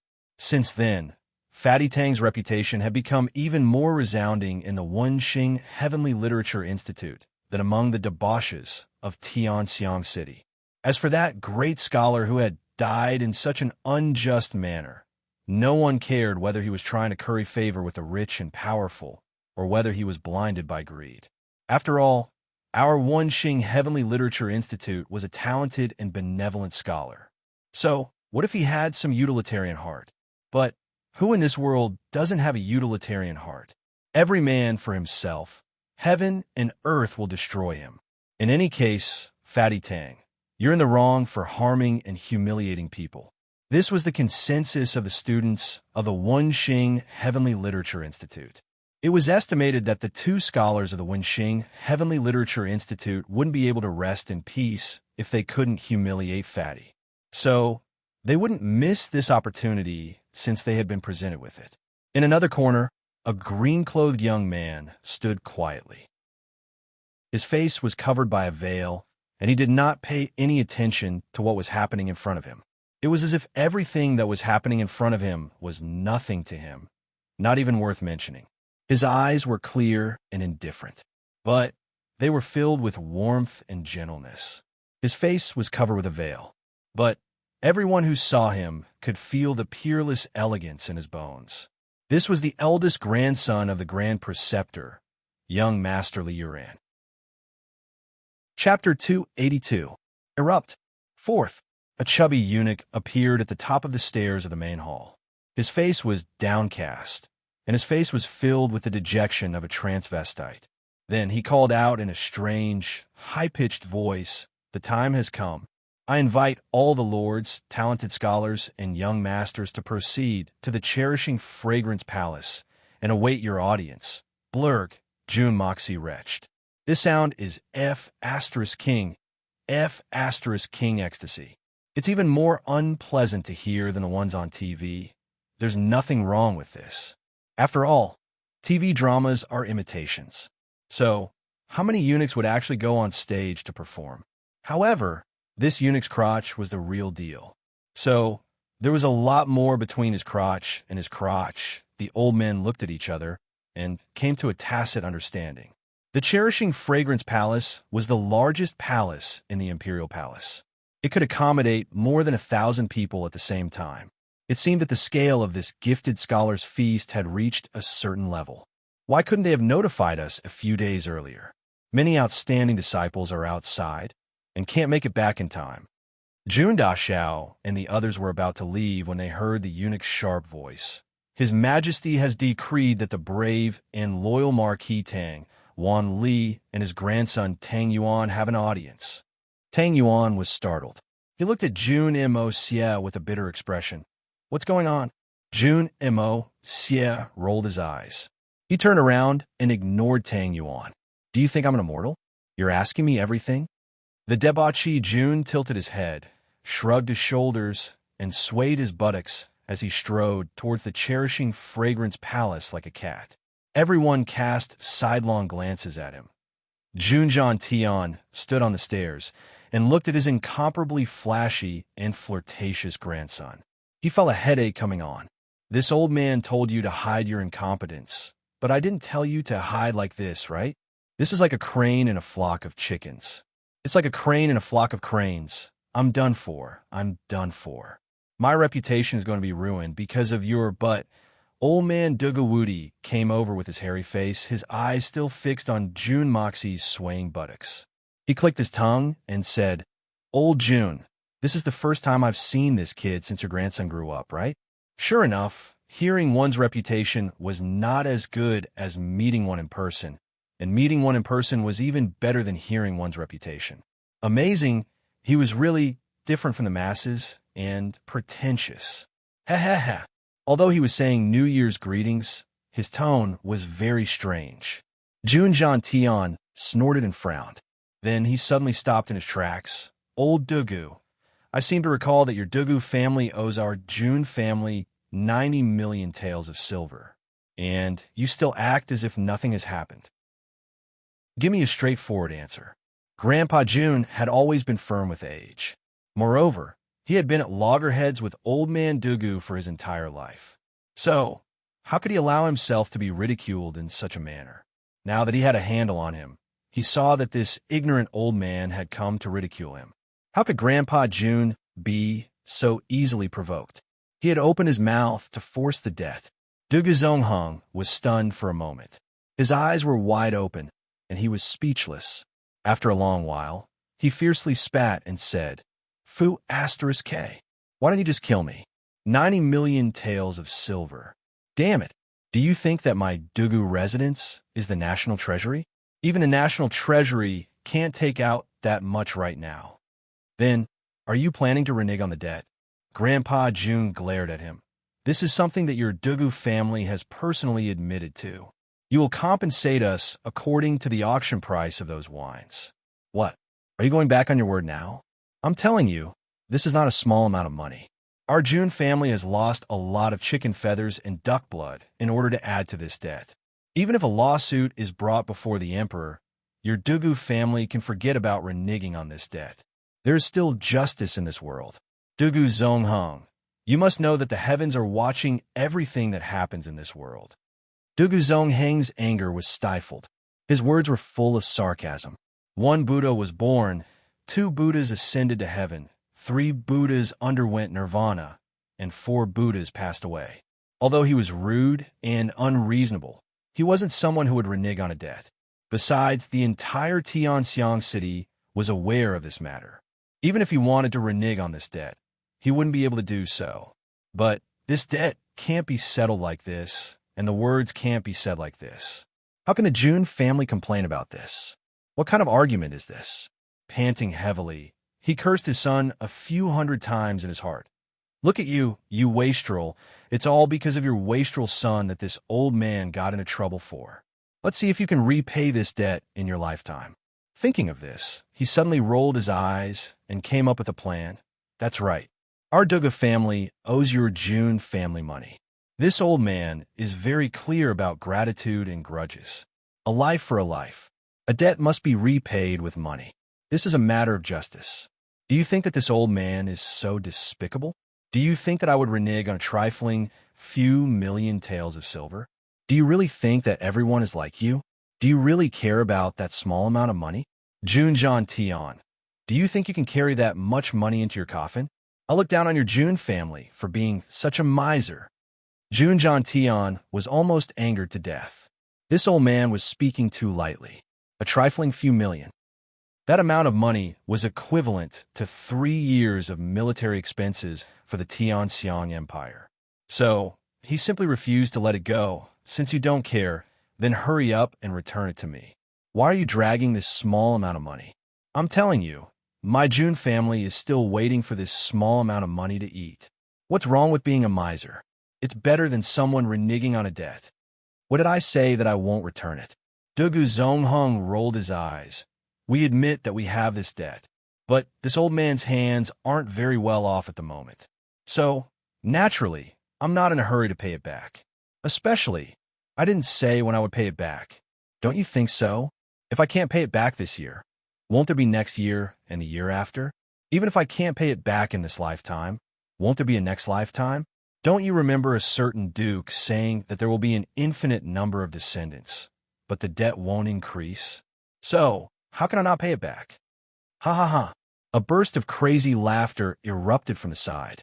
Someone had been paying attention ever since the 2 old men had gathered together and muttered to each other.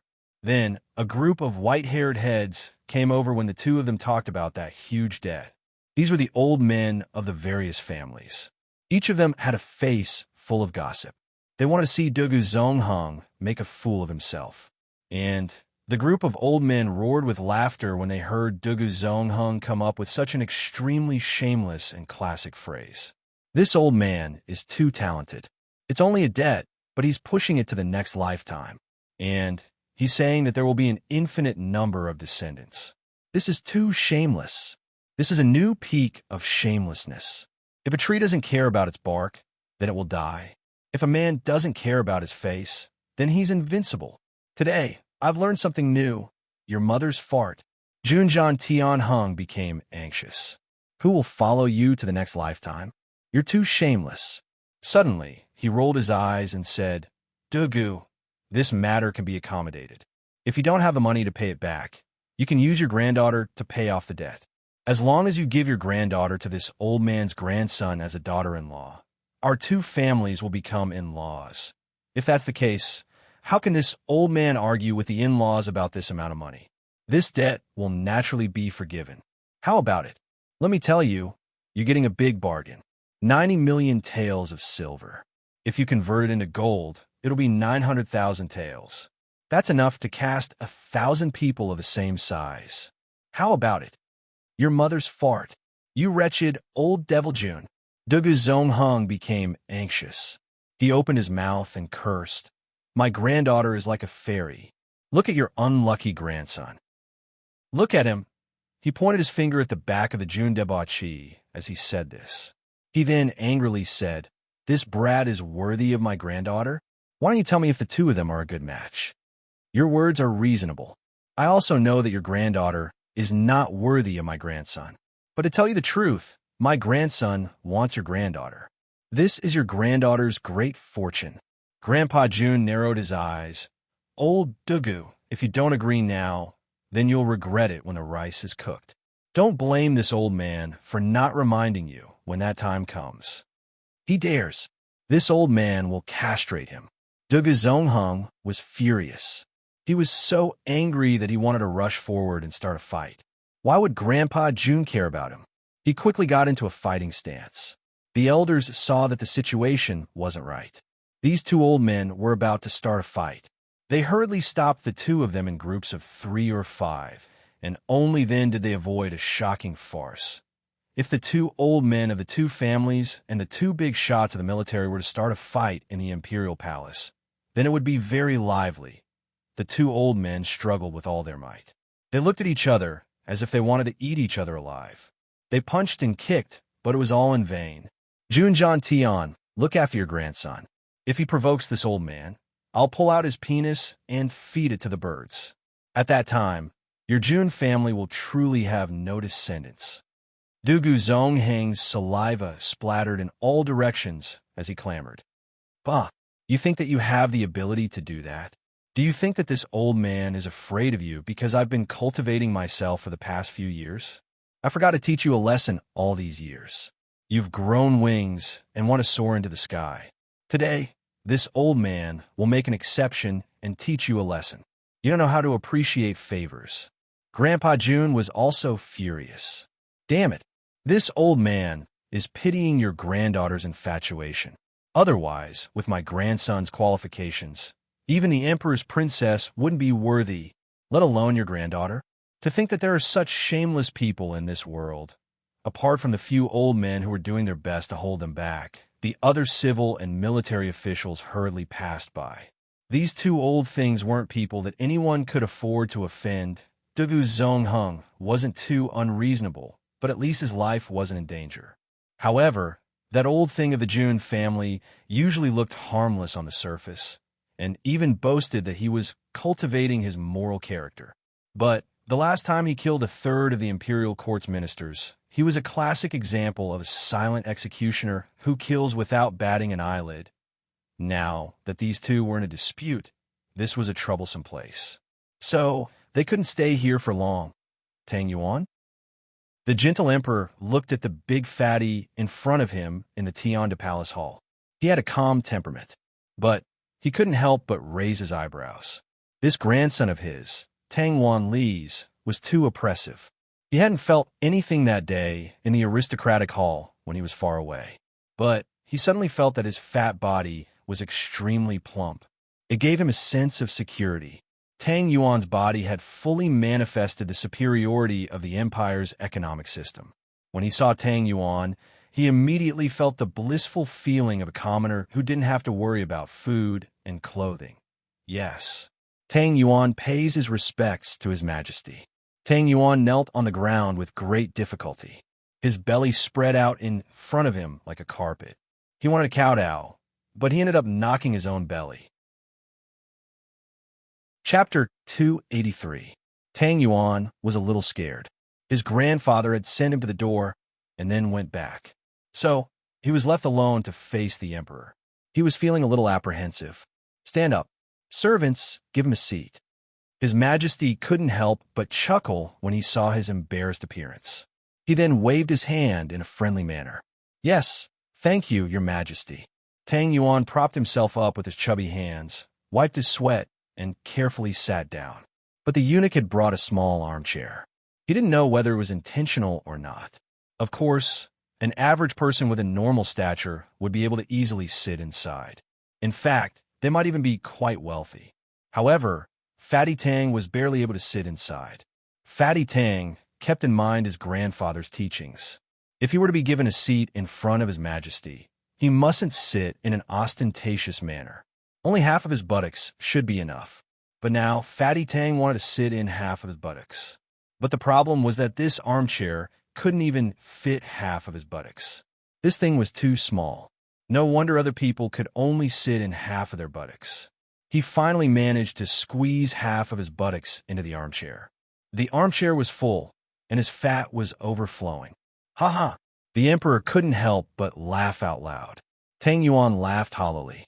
He could feel sweat seeping out of his forehead. "Tang Yuan, I heard that you're the manager of the aristocratic hall?"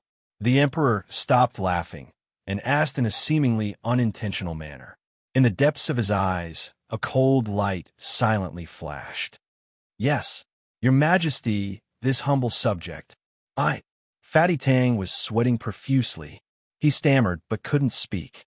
He wanted to call himself a little official, but then he thought that it was not appropriate. He did not have an official position. He wanted to call himself a commoner, but he was not one. He wanted to call himself but that was the tone of the martial world. If he called himself it would be too disrespectful. He choked for a moment. "It's fine. Just do whatever you want." The emperor spoke in a gentle manner. "Tang Yuan, can you tell me who came up with such a good idea during the aristocratic hall's auction?" That, Your Majesty. Haha, it's like this." Fatty suddenly thought of something. F***CK. No wonder Big Boss kept reminding me so solemnly. It turns out that it's actually this Big Boss. You should know, Big Boss is really smart. Actually, back then, it was because was relatively young and ignorant. I made a mistake and was kicked out of the house by my grandfather. At that time, I was thinking that I must do something to show the old man that his decision to kick me out of the family was wrong. Tang Yuan scratched his head in embarrassment. "But I don't know anything. I'm just interested in making money." "You're saying this idea was actually your idea?" His Majesty the Emperor's expression darkened. Suddenly, a heavy pressure pressed down on Tang Yuan without a word. This was not the aura of a Xianqi expert, but the pure might of an emperor. Even Jun Mo Xie or the 8 great masters wouldn't be able to imitate such a thing. "Yes, Your Majesty, this isn't a big deal. It's just a small business, that's all." Tang Yuan's clothes were drenched in sweat. He felt as if his entire body was burning up. However, he was able to endure it with his red lips and white teeth. The emperor stared at him and didn't speak for a long time. He gently tapped his fingers on the dragon throne and issued a crisp dong-dong sound. This sound was exceptionally clear in the silence of the great hall. Tang Yuan felt as if each tap was on his heart. His heart started to beat like a drum. He felt his entire body break out in cold sweat, and his body went limp. "Hold on, I must hold on." "Nothing? Just a small business?" "Tang Yuan, do you know your crime?" His Majesty narrowed his eyes, leaving only a small gap. He observed Fatty Tang's complexion. This little one is guilty. I don't know where this little one has made a mistake. Please enlighten me." Tang Yuan became even more nervous. He didn't know how to address himself. Suddenly, He remembered that he had visited a brothel. He thought about it for a moment and felt that it was appropriate to use it in this situation. So he said it out loud. However, in his panic, he only knew how to copy the original version. He even called himself Great Master. His tone was even better. When a brothel servant spoke to a customer, he would rush to admit that he was wrong, regardless of whether he was wrong or not. His attitude was very good. Now, Fatty had become a big teapot and a pimp, and His Majesty had become a customer in a muddle-headed manner. How are you guilty? Your auction has turned the entire capital city into a mess. The Emperor snorted and continued to exert pressure on the crowd. His Majesty was an honorable person. How would he know that he had somehow become a great master? This lowly one didn't think too much at that time. I just wanted to earn some money from you. Cough, cough. I just wanted to earn some money from you. That's all. This lowly one definitely didn't force you to buy or sell. It was absolutely consensual. Tang Yuan's sweat dripped down in a straight line. Gentlemen, the moment these words came out, the Emperor instantly became one of the common patrons of the brothel. Furthermore, among these patrons, there were 3 of his own sons. As for the fatty, he was muddle-headed and naturally did not know that he had brought the relationship between the 4 of them a step closer. Let's not talk about anything else. Just the word nobility that you mentioned has already provoked the desire of the rich in the capital to compete with each other. This has become increasingly serious. In recent days, the prices of goods in the capital have been rising rapidly because you have only sent one invitation to each industry, but clearly stated that only those who receive the invitation are nobles. This has greatly provoked internal disputes within the industry and led to personal grievances. Now, the salt merchants, cloth merchants, all industries in Fragrant Sky City are fighting openly and covertly. There have even been a few cases of bloodshed. Third, you have also provoked political instability. His Majesty naturally couldn't say the last point clearly, but just mentioning it had already scared Tang Yuan quite a bit. It turns out that boss has such a great plan and a backup plan. This is really my idol, and here I thought it was only for money. I'm so stupid. My level is still not high enough. Otherwise, I wouldn't have shown my face in public and charged into the enemy lines while boss sat quietly in the back. This is what it means to be a real strategist. That's 1,000 miles away. His Majesty saw the perplexed look on Tang Yuan's face and was even more certain that this matter wasn't his idea. At least, it wasn't his mastermind. He slowly stood up from his throne and leisurely took 2 steps forward. Then he stood 3 feet in front of Tang Yuan with his hands clasped behind his back. Tang Yuan, you are the grandson of the brave and loyal Marquis. Even if you are a debauchee, and even if you're ignorant and incompetent, you will still be able to enjoy a life of glory and splendor in the future. Why do you want to stand up for others and ruin the bright future of your Tang family? Do you think that this is worth it? A psychological attack. It was a blatant psychological attack. No descendant of any family would be able to remain calm in the face of such a threat. His Majesty the Emperor was certain of this. Therefore, his eyes were fixed on Tang Yuan's face as soon as he had spoken these words. However, the Emperor couldn't have imagined that Jun Mo Xie had already rehearsed this speech several times in front of Fatty Tang. Jun Mo Xie didn't have the aura of an emperor, but his murderous aura was superior. A mere aura of an emperor couldn't do anything to Fatty. In fact, Fatty Tang's temperament wouldn't have been able to deal with the old fox's tricks if the emperor had only been making small talk. Sooner or later, he would have given himself away, and Fatty wouldn't have been able to withstand it, even if he had been prepared. However, there were still nearly 1,000 people waiting in the aromatic palace. Therefore, the emperor had turned to this direction in order to end the fight quickly, and he had fallen right into Jun Mo Xie's trap. For Tang Yuan, this problem could be compared to the following. A high school student who was at the bottom of the class and basically didn't know anything was given a set of test papers on the eve of the college entrance examination and was forced to memorize them. Only on the day of the college entrance examination did he discover that it was actually the college entrance examination questions, and it was a complete set, eldest brother is very clever." Tang Yuan's heart was filled with admiration. "Take this. Your Majesty, you may not know this, but this lowly one will tell you everything. This lowly one was chased out of the house by my family's ancestor, and this lowly one deserved it. There's nothing much to say, but at that time, this lowly one was beaten black and blue by the family's laws. I couldn't even move and was even forced out of the house. I didn't bring any money with me. At that time, my good brother, the Jun family's third young master, Jun Emosia, appeared. It was he who saved me from danger, rescued me from my predicament, and brought me back to the Jun family to recuperate. This kindness." Fatty's face was full of emotions, and his face was full of emotion. "You mean to say that this idea came from the Jun family's third young master?" His Majesty was a little angry. "This fatty is talking nonsense. Why is he so annoying?" "Your Majesty, you've misunderstood. Please listen to what I have to say. That day when I entered the Jun family, my good brother treated me with great hospitality. His clothing, food, lodging, and transportation were all meticulously taken care of. Tang Yuan may be a debauchee, but he doesn't have any strong points. But he knows how to repay kindness. But he's living under someone else's roof. So, how can he talk about repayment? I think that I'm only a little bit better than others in terms of business." So, I suddenly had a flash of inspiration. "What do you two have in common? Debauchee? Prodigal? Disappointing? What else?" "Your Majesty must know that the rumors in the marketplace say that Brother Jun and I are the number 1 and number 2 debauchee of Tianxiang City." This lowly one found a glimmer of inspiration. I recalled the illustrious years of the past. I didn't know the value of money. So, I recklessly squandered it, and I would recklessly compete with people for worthless things. And I would spend a lot of money in one go. Moreover, there are many people like me and third young master in the capital. So, it would be appropriate to call them aristocrats.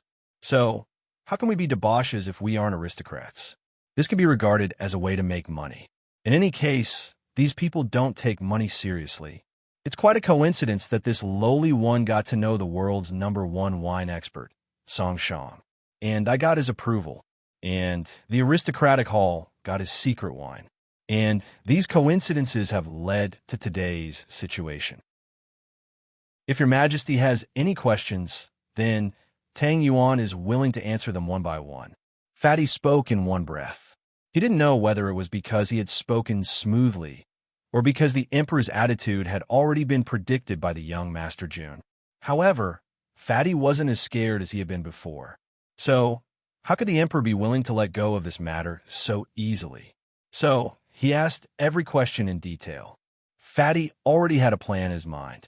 So, he didn't panic in the slightest. Instead, he answered the questions fluently. Every reason he gave was reasonable and impeccable. Fatty talked about the heartache of being expelled from his family. So he passionately acted in accordance with Director Jun's brilliant script. Then he started to bawl and weep. A pile of fat, sweaty, and tearful whales in front of me. What kind of feeling is this? Chapter 284. The Emperor sighed. It seemed that this fatty wasn't going to get anything out of him today. But his answers were a little too smooth, weren't they? Tired, the emperor went back to his throne and frowned as he pondered. He got up from his seat and stood in front of Fatty Tang with his hands behind his back. He was going to use this dignified hall as much as he could to exert his authority and pressure Fatty further. He had succeeded in doing this, but of all the things he shouldn't have done, the first thing he asked was Jun Moxie's usual question. That way, Fatty's admiration for Boss Jun had been aroused, and the two canceled each other out. This made the pressure less effective, I understand. You may leave now. His Majesty seemed a little tired as he rubbed his forehead with one hand and waved his other hand outwards. Relieved, Fatty Tang felt as if he had just been granted amnesty. Heavens! Earth! I finally made it through. He was about to stand up to express his gratitude when, all of a sudden, the Emperor looked up and his piercing gaze pierced right into Tang Yuan's eyes like two sharp arrows. Word by word, the Emperor went straight to the point. Jun Wui was the one who came up with this idea, right? Just as Tang Yuan was about to stand up, he relaxed his mind, only to feel as though his entire body had lost all strength. He suddenly heard the emperor's question, and upon hearing the word Jun, he immediately panicked. Unable to clearly hear what the emperor had said, he was left dumbfounded, his mouth wide open as he subconsciously exclaimed, "Ah!" The emperor looked at Tang Yuan and smiled. "Isn't that the case?" The debauchee Jun took 2 steps forward and waved his hand as he called out, "Hey, that masked brat." He was calling out to Li Yuran. Li Yuran stopped and stood there quietly, waiting for Jun Moxie to arrive. The young masters around him wanted to stay with him, but Li Yuran waved them off. She didn't say a word, but her intention was clear. She made her intentions clear in a calm manner, but the people behind her didn't object. They all left one after another. This was an indescribable dignity. Jun Mo Xie could see that Li Yuran was acting pretentiously, but he was able to act like Li Yuran. In fact, he had even convinced himself that he was acting pretentiously. So this was a kind of realm. Li Yuran had one hand behind his back. Every single movement of his seemed to be made by the heavens, and it was natural and unrestrained. It naturally gave others a feeling of elegance and transcendence from the mortal world. He looked at Jun Moxie with a complicated look in his eyes. There was calmness, fighting spirit, and fear, but it was all gone in a flash. "I don't know what advice Jun Sunshao has for me." Li Yuran's attitude was neither intimate nor distant, but his voice was clear and bright. It was neither loud nor soft. It made people who heard it feel indescribably comfortable. "Your attitude isn't bad. You have a good upbringing. This young master is here to give you advice," Jun Moxie said casually. "Please speak." Li Yuran's eyes revealed a smile like spring water. He said in a soft voice, "It's an honor to listen to Jun Sunshao's teachings. I'm all ears. I just want to ask you, are you tired of wearing this veil all day? Is it hot? Is it because you want to show off? Or is it because you're shameless? Are you trying to take liberties with innocent women?" Jun Moxie squinted at him and opened his mouth to provoke him. "Or are you disfigured?" Li Yuran usually didn't show his face. Jun Moxie was very curious about this guy. He was only a few years older than him, but he had a frightening reputation. In some ways, he was even afraid of him. There was no other reason. This man was too hypocritical. His schemes were too deep. His shrewdness was frightening. It seemed that he was always scheming against people. But on the surface, he was always indifferent, modest, and honest. Jun Moxie had always been afraid of such a smiling tiger. Who knew when he would scheme against me? Hitman Jun was never afraid of villains. He wasn't afraid of madmen. He wasn't afraid of heroes. He wasn't afraid of gentlemen. He wasn't afraid of villains. But what he feared the most, and what he hated the most, was a hypocrite. Li Yuran's level of hypocrisy had already reached the pinnacle of perfection, and had reached the pinnacle of hypocrisy. Meng Fei, whom Jun Moxie had just taught a lesson to, and those who had cursed at him, were basically Li Yuran's underlings. But Li Yuran didn't react. Instead, he was observing him. He was examining himself. Moreover, there was a hint of fear in his eyes. Could it be that Li Yuran is on guard against me? Or has he discovered something? Therefore, Jun Moxie made a prompt decision. He chose to make the first move. He wanted to probe this guy's attitude towards him. He wanted to know how to deal with him in the future. Third young master has guessed correctly. My face is disfigured. Li Yuran's eyes flashed with pain. She didn't take Jun Moxie's words seriously. Her tone was still flat. It seemed that she was being cautious. It seemed that Jun Moxie wasn't worthy of her anger. "Take off that rag, and let me have a look." Jun Moxie looked at the veil with great interest. Then, he frivolously ordered, "I haven't seen what a disfigured face looks like. I've heard that you used to be a pretty boy. What a pity." There was another reason in Jun Moxie's mind. He remembered that Li Yuran had spared no effort in pursuing Princess Raimu. And it was clear from the way Li Yuran had looked at Princess Raimu at the aristocratic hall that Li Yuran was deeply in love with Princess Raimu. And this couldn't be faked. But such a man hadn't hesitated to put his beloved woman to death in front of his own interests. In fact, he hadn't cared about her at all. In fact, he was the one who had arranged this trap. Jun Daxiao wouldn't forget that Lei Jianhong and the others were Li Yuren's senior brothers. And they were the ones who had dealt with Princess Raimu. And it was obvious that Li Yuren had incited them to do so. And their purpose was to find out that he had disguised himself as the Tianxian Peak expert throwing knife. He had only vaguely felt that the existence of that mysterious person might be a threat to him. So, he hadn't hesitated to sacrifice his beloved woman in exchange for this information. It was just information, nothing more. Love wasn't fake, but he could abandon it at any time. It was like throwing away a pair of worn-out shoes. Jun Moxie felt that such a person couldn't even be called a human. He could only be called a scum and a pervert. But he looked graceful, elegant, and flawless on the surface. And this made Jun Moxie even more unhappy in his heart. Can't you be as blatant as me and be the bad guy? What's the point of playing tricks? That's why I must tear off your mask. I'll expose your true colors. This was the first face-to-face confrontation between these two young talents. One had the air of a hoodlum, and the other had a graceful bearing. Both of them were wearing masks. But it was hard to tell who would be the first to unveil the other's mask. This is another contest. It's only natural that I don't look good when I'm disfigured. Li Yuran looked at him calmly. She smiled faintly and said, "But Jun Sunxiao can go home and look in a mirror if he's willing to cut his beautiful face with a knife." Really? Jun Moxie dragged out his words. He cast a sidelong glance at him. Young Master Li is very experienced. But this young master wants to see it. But I want to know how it feels to have such a good-looking, pretty boy suddenly disfigured. Isn't it exciting? Li Yuren's temperament was aroused by Jun Moxie's repeated provocations. Her smile turned cold, and her eyes turned cold.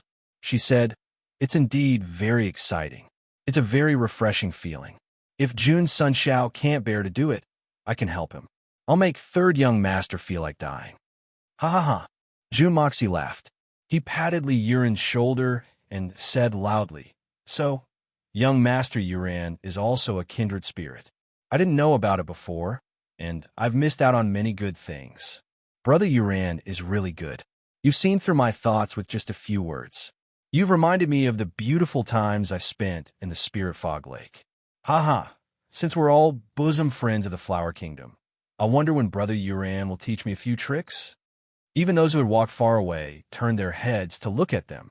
Someone had openly discussed about visiting prostitutes with Li Yuran, the #1 scholar of the Tianxiang city. This was big news. Moreover, it seemed that Li Yuran was an experienced playboy. Even a #1 debauchee of Tianxiang city, Jun Moxie and Jun Daxiao, had bowed down to him. This was very unexpected. Li Yuren's eyes flashed with anger. Then, he looked at Jun Moxie and said in a leisurely manner, "This foolish brother is a few years older than you in this regard. But how can I be compared with third young master in this regard? Jun Sunxiao isn't only good in this regard, but he's also very outstanding in other aspects." "Oh, so I'm so awesome? Tell me about it. I am a person who loves to be praised." Jun Moxie shrugged his shoulders and said with a smile, "For example, Jun Sunxiao helped Tang Yuan win back his wife with his matchless gambling skills. That was truly amazing." Li Yuran lowered his head and looked at his shoes. He seemed to be thinking about something. After a while, he said those words. It seemed as if he had made up his mind about something. "Oh, that's right. That's right. The god of luck is following me. This is something that can't be helped." Jun Moxie looked at him with a look of interest. For example, third young master and Tang Yuan beat up Qin Xiaobao at noon. Just one night later, the entire Northern City clan was annihilated. Li Yuran smiled as he strolled forward. His eyes did not seem to be looking at Jun Moxie. However, Jun Moxie's divine sense told him that this guy was closely watching his every reaction. That is because the Northern City clan has committed many evils. God wants to punish them. Besides, I don't even put those small fries in my eyes. How could they be worthy of being mentioned by young Master Yuran? Jun Moxie raised his eyebrows and said, "It seems that the relationship between young Master Yuran and the Northern City clan is not shallow." Li Yuran smiled faintly and said, For example, Jun Sunshao was at the magnificent Jewel Hall and had Li Jun spend a lot of money to buy the extremely precious jade coral. Chapter 285. Another example is that while Jun Sunshao was recuperating at home, the heroes of the Dugu family rushed forward. I remember that Jun Sunshao used to stay as far away from the seven of them as possible. But this time he took them down in one fell swoop. Then he made a bet with Lord Wudi and made the Dugu family owe the Jun family 90 million silver taels of debt through the aristocratic halls auction. I heard that one of the 8 great masters, Solitary Eagle, has mysteriously stayed at the Jun family. Jun Sunshao, do you want me to continue? Li Yuran looked at him tenderly and said in a soft voice, I don't understand. Why is your shadow in everything? You're really a mysterious and unfathomable person. A cold light flashed in Jun Moxie's eyes. He laughed mischievously and said, Actually, I'm also very curious. Young Master Yu Ran's shadow seems to be everywhere. It's really extraordinary. From the Jianghu to the Imperial Court, from the first grade to the great masters. Young Master Yu Ran, your disfigured face seems to be everywhere. Even if you don't care about it, aren't you afraid of scaring the children? Even if you can't scare the children, it's not good to scare the flowers and plants. Li Yuran's eyes flickered, and a faint sharpness flashed in them. Then, he returned to his usual elegant and gentle demeanor. He seemed very embarrassed as he said in a soft voice, Third young master, your surname is Jun. Nonsense. I'm a descendant of the Jun family. Don't tell me that young Master Yu Ran's surname isn't Li. Jun Moxie snorted. Same here. Li Yuran's eyes became distant and profound. He took a deep breath and said, Third young master, I've always looked down on you. But ever since the jade coral exploded, Li Yuran suddenly raised his head and looked straight into Jun Moxie's eyes. Third young master, don't treat everyone as fools. There are many smart people in this world. You're certainly smart, but others aren't either. Is that so? Young Master Yu Ran must be one of these others, right? Jun Moxie laughed savagely and squinted at him. If you hadn't ruined Rongjing at home, would you have thought of it? Hearing him mention disfigurement again, Li Yuran's eyes flashed a trace of bitterness. Soon after, he smiled in a carefree manner. His eyes were gentle and even had a tinge of devilish color. He smiled and said, Indeed, the explosion of the jade coral made me think a lot and understand a lot of things. Although I wasn't sure before, many people who I didn't pay attention to before have entered my eyes. And many people who were originally in my eyes have drifted away. It turns out that everything may not be under my control, but this is even more interesting. So, I should be grateful for that explosion. Li Yuran took a leisurely step forward and said slowly, Jun Sunshao, what do you think? Jun Mo Xia laughed and said, This can be considered as turning misfortune into blessing, a blessing in disguise, right? You're right. Indeed, that's what I meant. Li Yuran nodded seriously. Then, she looked at Jun Moxie and said, But I never doubted you. I didn't believe that a debauchee could scheme against me. It wasn't until the aristocratic halls auction that I realized that Jun Moxie can't be underestimated. It can't be. Don't tell me that there was a loophole in the auction. Jun Moxie had thought that there was a problem in this aspect. This was one of the reasons why he had tested Li Yuran today. Of course, there was a loophole. Moreover, the loophole wasn't small. Li Yuran stood still. The two of them had already reached the entrance of the hall. Everyone else had already gone in. But Li Yuran wanted to finish her words outside. Tang Yuan, a man who can lose his wife, unexpectedly came up with such a brilliant idea. He quietly stirred up a storm in the capital and caused chaos in the capital. Third young master, don't you think it's strange? Tang Yuan, does he have the qualifications? In other words, is he qualified? So that's how it is. Jun Moxie had finally understood that there were no loopholes in the matter. But there are loopholes in people. However, you, Li Yuran, have underestimated the people of the world. Fatty's conduct was indeed unbearable. But I've given the general direction for this auction. But I've managed to arrange 60 to 70% of the arrangements. Fatty's talent in business is very commendable, but Jun Dashao certainly wouldn't let Li Yuran know about this. The more chaotic the capital gets, the better. The more chaotic the capital gets, the safer the Li family, the Jun family, the Dugu family, and the other aristocratic families will be. The lives and deaths of other people will improve the safety of the aristocratic families at this moment. So, we'll have time to take a breather. Li Yuran smiled. Our Li family will also benefit from this auction, but the benefits won't be that great. Then, shouldn't you be thanking me? Jun Moxie put on the appearance of a benefactor. He looked at Li Yuran. I'm afraid that I won't be able to escape if the third young master wants to kill me. Li Yuran didn't pay attention to his words. She continued to speak, but it's not impossible for me to kill the third young master. My master is here. Your Jun family also has a solitary eagle. Li Yuran smiled gently. There's a balance between us. Our Li family belongs to the government, and the Dugu family belongs to the military. But I don't dare to break this balance for the time being. And I believe that you don't want to break it either. But as long as one of us dies, the balance will be gone. What do you say, third young master? Li Yuran smiled confidently. Young Master Yuran has great foresight. You're right. The world is very balanced and harmonious. Jun Moxie smiled, but he was secretly determined in his heart. This balance can't be broken for the time being. But when the time comes, I don't mind touching your head in the dark. It's not that difficult for me to do that either. I can't imagine what the third young master will do. But Li Yuran won't go overboard for the time being. Li Yuran smiled. I won't dare to go overboard for the time being. But the third young master will be the first opponent that I must get rid of if certain conditions are met.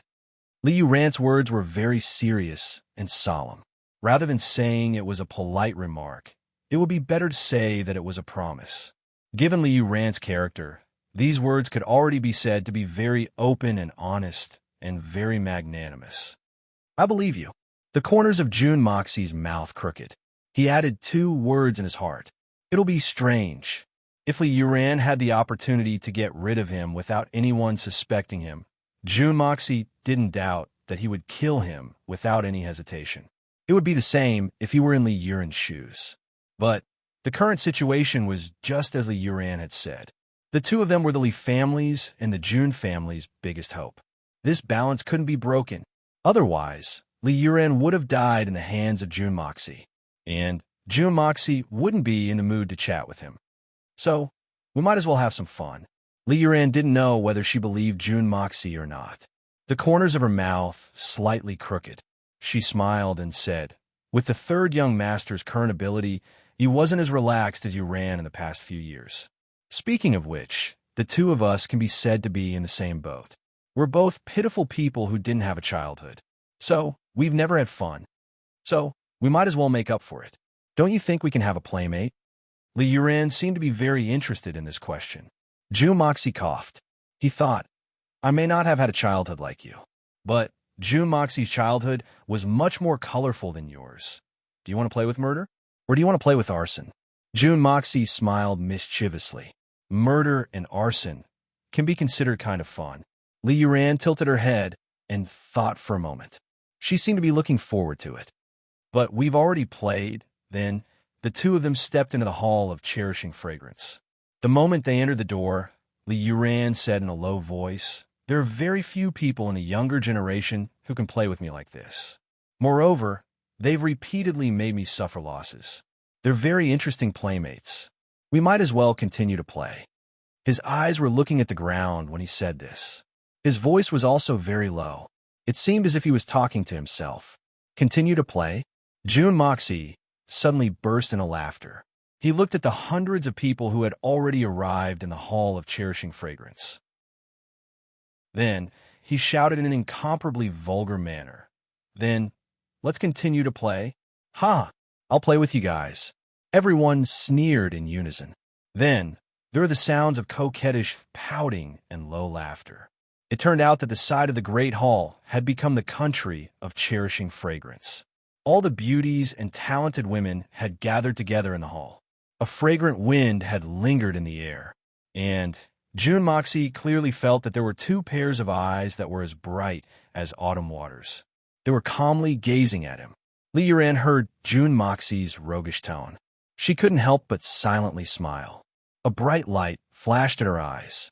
There were hundreds of people in the great hall, but Li Yuran knew that June Moxie's words were meant for her alone. The two of them separated and didn't look at each other again. Both of them had their own cards up their sleeves, and they had also seen through each other's cards. But their hearts had become much heavier than before. Opponent. These two words appeared in their minds at the same time. Jun Dashao finally reined in his thoughts. Hypocrite Li was the only opponent of the same level as him. But he couldn't put all his thoughts on him alone. After all, there were other things to do in this golden, scholarly scholar feast. He looked up and discovered that there was something different about this feast. It was a very big and very special difference. That high and aloof table at the top belonged to the emperor of the Tianxiang Empire. Could it be that he was going to participate in this feast personally? The other four sides should belong to the three princes and other members of the imperial family. The so-called other members of the imperial family were probably prince equivalent Yang Huainong's faction. It couldn't be helped. The emperor of the Tianxiang Empire didn't have many children. Even his brothers didn't have many children. There should have been an extra table for Princess Raimu, but the princess should have been sharing it with the other ladies. There were a few tables not far away from them. Those were undoubtedly reserved for the heads of the aristocratic families. But why was there a single table at a slightly higher level? It seemed to be a transcendent table. But who was it for? This was truly unfathomable. Chapter 286. Below them were hundreds of tables that formed a large circle. In the middle of the circle, there was a large empty space. Could it be that this gifted scholar feast was going to have a performance? Could a man perform a song and dance? Normal men might not be able to do it, but perhaps those jealous scholars would be able to. The golden scholarly autumn banquet has begun. Please take your seats.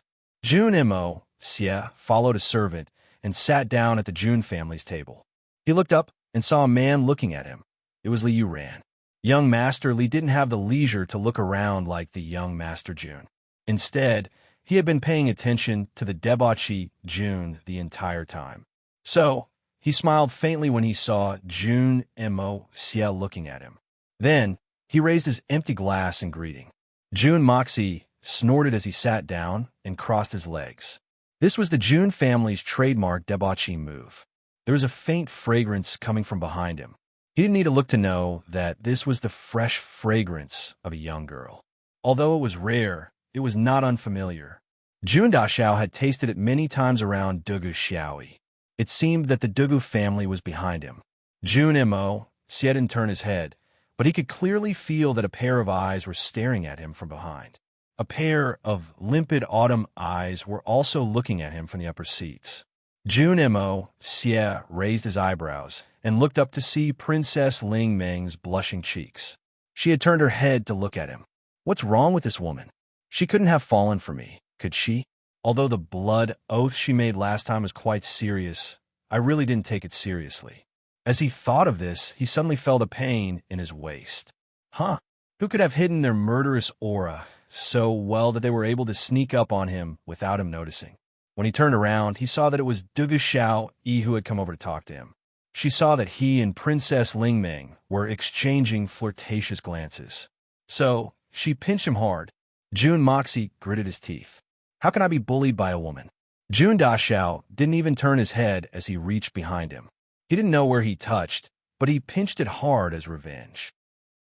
But when he touched it, he only felt that it was smooth and soft, as if he was pinching a sponge, but it was also full of elasticity. Wow, it felt so good.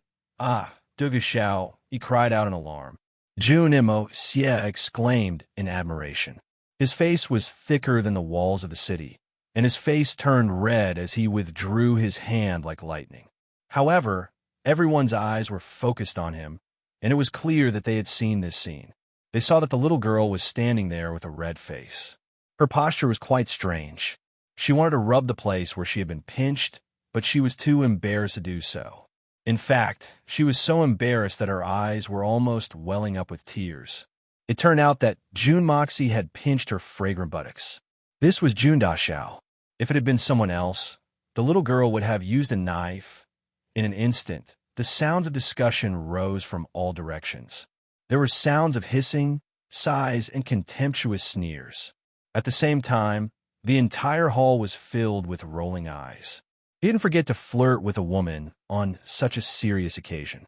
He was truly worthy of the reputation of one of the four pests of the capital. Moreover, the person he was flirting with was the apple of the Dugu family's eye.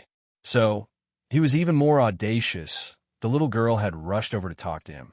But she saw that the little thief and Princess Raimu were exchanging flirtatious glances. So, she pinched him, turned around, and walked away. She was hoping that he would come after her to coax her. But she hadn't expected that June Mo Xie's hand would quietly pinch her buttocks as soon as she turned around. The timing and the position were just right. June Mo Xie grabbed her perky buttocks and pinched them as if they had rehearsed it in advance. The little girl's neck turned red when she saw that everyone was looking at her. She flew back to her seat and buried her head in her chest. Then, she covered it with her small hands. However, she still felt hot and dry. I've been touched in front of so many people. That little thief has touched me, but I haven't done it with him yet. So, how can— The little girl's sitting posture was still somewhat strange. She had pinched her buttocks in a very painful manner. So, she couldn't even walk properly. So, she had to adjust her posture. But the more she adjusted her posture, the more strange it became. June Dashao was also sweating. He hadn't expected that he would grab her buttocks in such a coincidental manner. But he hadn't expected that this little girl would look like a green apple. But her body had already turned into a honey peach. If he had taken a bite, he couldn't help but think, if Dugu Xiaoi hadn't turned around, where would she have grabbed based on the strength and position of that pinch? He suddenly laughed mischievously as he rubbed his fingers. He felt that it was still smooth. It seemed that the delicate feeling was still there. He couldn't help but sniff it. The fragrance assailed his nostrils. June Moxie had a wretched look on his face. Shameless bastard. He's truly the scum of the world.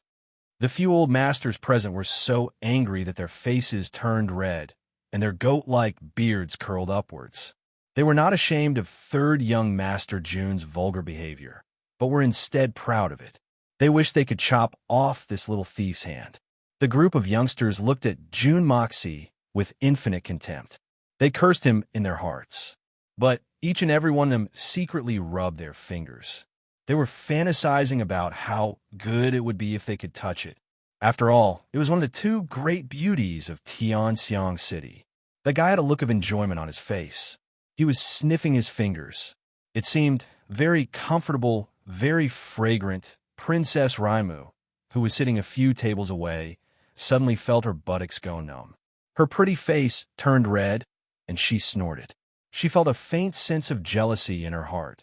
The sound of heavy footsteps could be heard from outside the door. It was obvious that the important people had entered the venue. The two teachers of the Wenxing Heavenly Literature Institute and the elders of the big families walked in with solemn steps. They had the demeanor of an immortal and looked vigorous despite their age. Suddenly, the main hall became silent. It wasn't easy to provoke any one of these old guys. The three princes followed behind them. Each of them was amiable and beaming with happiness. The golden scholarly scholar feast had officially begun. Various kinds of wine and dishes were constantly being served. The fragrance of food assailed the nostrils. However, no one dared to make a move. Even the debauches like June Dashao didn't dare to act rashly. This was because His Majesty the Emperor hadn't arrived yet. The real important people were always the last to appear. June Dashao obviously didn't care much about His Majesty the Emperor. However, he didn't want to stir up more trouble in these troubled times.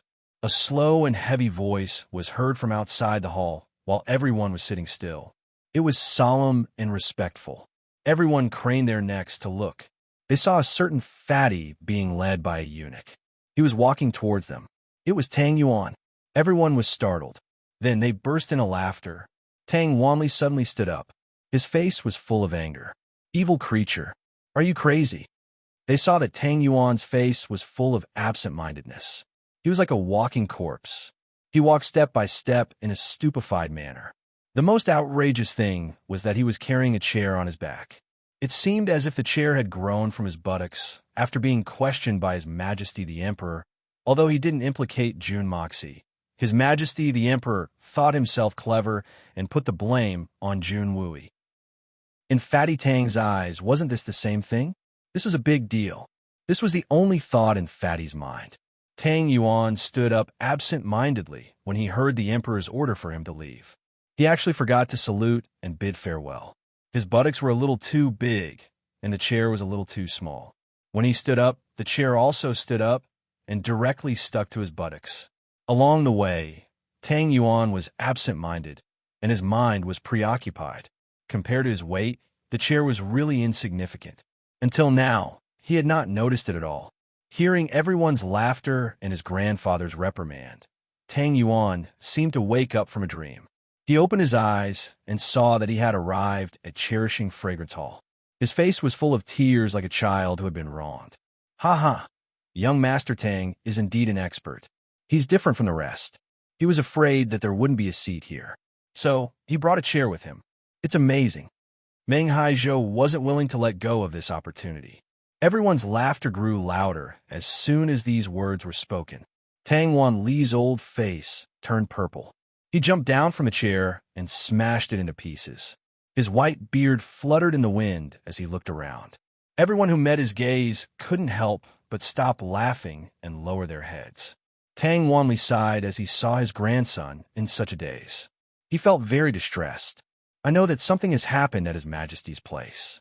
Could it be that His Majesty doesn't care about our decades of friendship? Is he making things difficult for my grandson? However, this wasn't the time to ask about it. So, he had no choice but to let this matter go. However, he suddenly felt a person's body sway as he approached him. It was none other than the young master Jun. Fatty, raise your head. Jun Moxie's voice was frivolous, and his movements were unsteady. However, only Tang Yuan could see that Jun Moxie's eyes were filled with warmth and determination. Even if the sky collapses, this elder brother can still hold it up. Come and drink with me. Jun Daxiao laughed heartily. His first two sentences had been strung together into a single line and had entered Tang Yuan's ears. However, it had been mixed with the art of unlocking the heaven's fortune. Only the last sentence had been spoken loudly in a normal manner. But everyone had heard it. Even if the sky collapses, this elder brother can still hold it up. These words were full of aggressiveness and fearlessness. It was like a reassuring pill that had penetrated into the depths of Fatty's heart. Tang Yuan's heart was suddenly shaken. His perplexed heart seemed to have suddenly become clear. His eyes slowly regained their vigor. He looked at Jun Moxie's indifferent face and suddenly felt a warmth in his heart. He smiled mischievously and said, "It seems that the wine we're serving to the guests today is from the aristocratic hall's auction. Well, it's a big party. It would be strange if we didn't have some good wine. The third prince is quite good. He didn't embezzle it." The two men laughed mischievously and walked forward at the same time. Tang Wanli was flabbergasted. His mouth was wide open. He had seen his grandson's expression a moment ago. It was as if he had lost all hope in life. So, how did that little thief of the Jun family return to normal after saying, "Come and drink with me"? Chapter 287. Today's first update. Phone Ling will go out in the evening after half an hour. Update ahead of schedule. The old men felt that drinking with the youngsters was no longer interesting due to the intervention of the big shots. So, they called out to the youngsters and drove them out. Then, the old men didn't follow the prearranged arrangement and sat down at a table. Therefore, Jun Daxiao, Fatty, the little girl, and the Dugu family's heroes and warriors rushed forward. These 10 people naturally joined the two tables together. Coincidentally, the government also did the same thing. It was obvious that this wasn't the first time that these old men had done this. Li Yuran was sitting at the head of the table, and she was facing Jun Moxie. It's another coincidence. Tang Yuan was about to say something, But he was stopped by Jun Mo's voice. This wasn't the time to talk. Even if it was important, it had to be done first. That was because Jun Moxie had discovered that there were 4 faintly discernible divine senses shrouding Tang Yuan's body ever since Tang Yuan had entered the room. He believed that these 4 people would be able to detect Tang Yuan's movements if he were to make a move. Jun Daxiao's art of unlocking the heavens' fortune was very mysterious. Therefore, he didn't have to worry about being detected by them. If it were someone else, they would not have been able to hide those few voice transmissions. Therefore, he couldn't take any action at this time. So much so that after the scholarly autumn banquet was over, he and Tang Yuan couldn't talk about this matter for the time being. What kind of person was Jun Daxiao? He had casually made a few jokes and had amused Fatty Tang. Fatty Tang's frown disappeared, and his laughter became louder and louder. Even Dugu Xiaoi, who had been on the verge of tears, giggled. She fiercely glared at Jun Moxie and angrily said, "I don't care about you, you lecher." But it was obvious that she wasn't angry anymore. This girl's character was very cute. Although she was a bit irritable, it was easy to get up and even easier to get down. Moreover, she didn't have any complicated schemes. Being together with such a girl, he would feel very relaxed and at ease. Jun Moxie smiled inwardly and felt inexplicably comfortable. "Please welcome the distinguished guests from the Silver Blizzard City." The eunuch at the door shouted, and everyone's eyes turned to look at the door. Jun Moxie's sensitive senses told him that his grandfather's face had visibly spasmed for a moment and then returned to normal. It was obvious that the words Silver Blizzard City had set off monstrous waves in Grandpa Jun's heart. The Silver Blizzard City has become the distinguished guest of the Tianxiang Empire. Jun Moxie sneered inwardly and narrowed his eyes. "I won't let you off lightly just by looking at the damage you've done to our Jun family." Xiao Han and Mu Shuetong were the first to enter the hall under the watchful eyes of everyone. They were followed by Han Yinming and Xiao Fengwu. All of them were clad in snow-white clothes. In fact, they looked like a snow lotus that had suddenly bloomed in the mortal world. Everyone in the hall felt an inexplicable coolness as soon as these 4 people entered. Jun Moxie looked on with cold eyes and saw that these 4 people were sitting at a separate table. Jun Moxie sneered inwardly and lost interest. How did that Xiao Fengwu recover so quickly? I'm well aware of the extent of my strength last time. Xiao Fengwu looks a bit pale, but he can still walk and move. This has already made Jun Moxie very puzzled. He shouldn't have recovered so quickly. How many days has it been? Jun Moxie suddenly felt a fluctuation in his sea of consciousness as the Hongjun Pagoda slowly rose up and rotated. This unusual movement made Jun Moxie feel a kind of joy. It was exactly the same as when he had snatched that strange jade pendant, but this time it was a bit stronger than the last time. Jun Moxie's heart suddenly moved. Could it be that there's another piece of the treasure that I had snatched last time? Jun Moxie couldn't help but feel as if he had once again seen a fat sheep. He couldn't help but feel excited in his heart. Well, I'll go out and play the role of a bandit again. It's such a waste to leave such a good thing in the hands of this kid. He's such a generous fat sheep. He's not satisfied with sending me the first time, and now he's sending me a second time. He looked up and saw Han Yinming making a face at him. She pouted her small mouth and mouthed a few words, and then laughed. Hitman Jun looked at the shape of her lips and quickly judged the meaning of those words. This was the basic skill of lip reading. But he hated this basic skill at this time because he had clearly read it out. "Good nephew, your aunt is here. This girl needs to be taught a lesson. I'll teach you a lesson when I have the opportunity. Who told you to pretend to be my elder?" Jun Daxiao lazily turned his head away. "His Majesty the Emperor has arrived." The Emperor's belated arrival was followed by a resounding and seemingly convulsive eunuch's voice. Jun Moxie cursed in his heart. Fuck! The dishes are getting cold. The golden scholarly feast had finally begun after a few repetitive procedures. Of course, it was time for Jun Moxie to start. But for those scholars who were waiting to jump into the Dragon's Gate, the feast hadn't started yet. The Emperor finally said, "Everyone, please do as you please." Then, June Moxie began to gorge himself at the speed of light. While everyone was still hesitating, modestly declining, more than half of the bear's paw had already entered his stomach. Can't you be a bit more civilized? If you eat like this, then other people won't be able to eat. Duguin grinned as he looked at June Moxie with wide eyes. His hand had stopped in midair. The Dugu family's faces weren't thin. Although they weren't as thick as June Dashao's, they were still as thick as a city wall. Several of them had been aiming at that oily, honey-smelling bear's paw in the middle. But they had only stretched out their hands when they discovered that it had already entered June Moxie's mouth. Moreover, half of it had already entered his stomach. What kind of speed is this? This kind of action and eating speed was absolutely unimaginable for most of the aristocratic families. Even the June family and the Dugu family were no exception. It didn't matter how slovenly one usually was in this kind of feast, but they had to act a bit more reserved in this kind of occasion.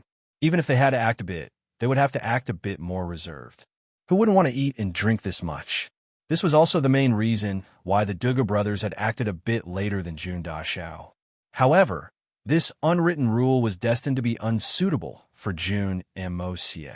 As a former top-notch assassin, June Moxie could go 3 days without eating and still maintain his peak physical strength, alertness, and energy to complete his missions.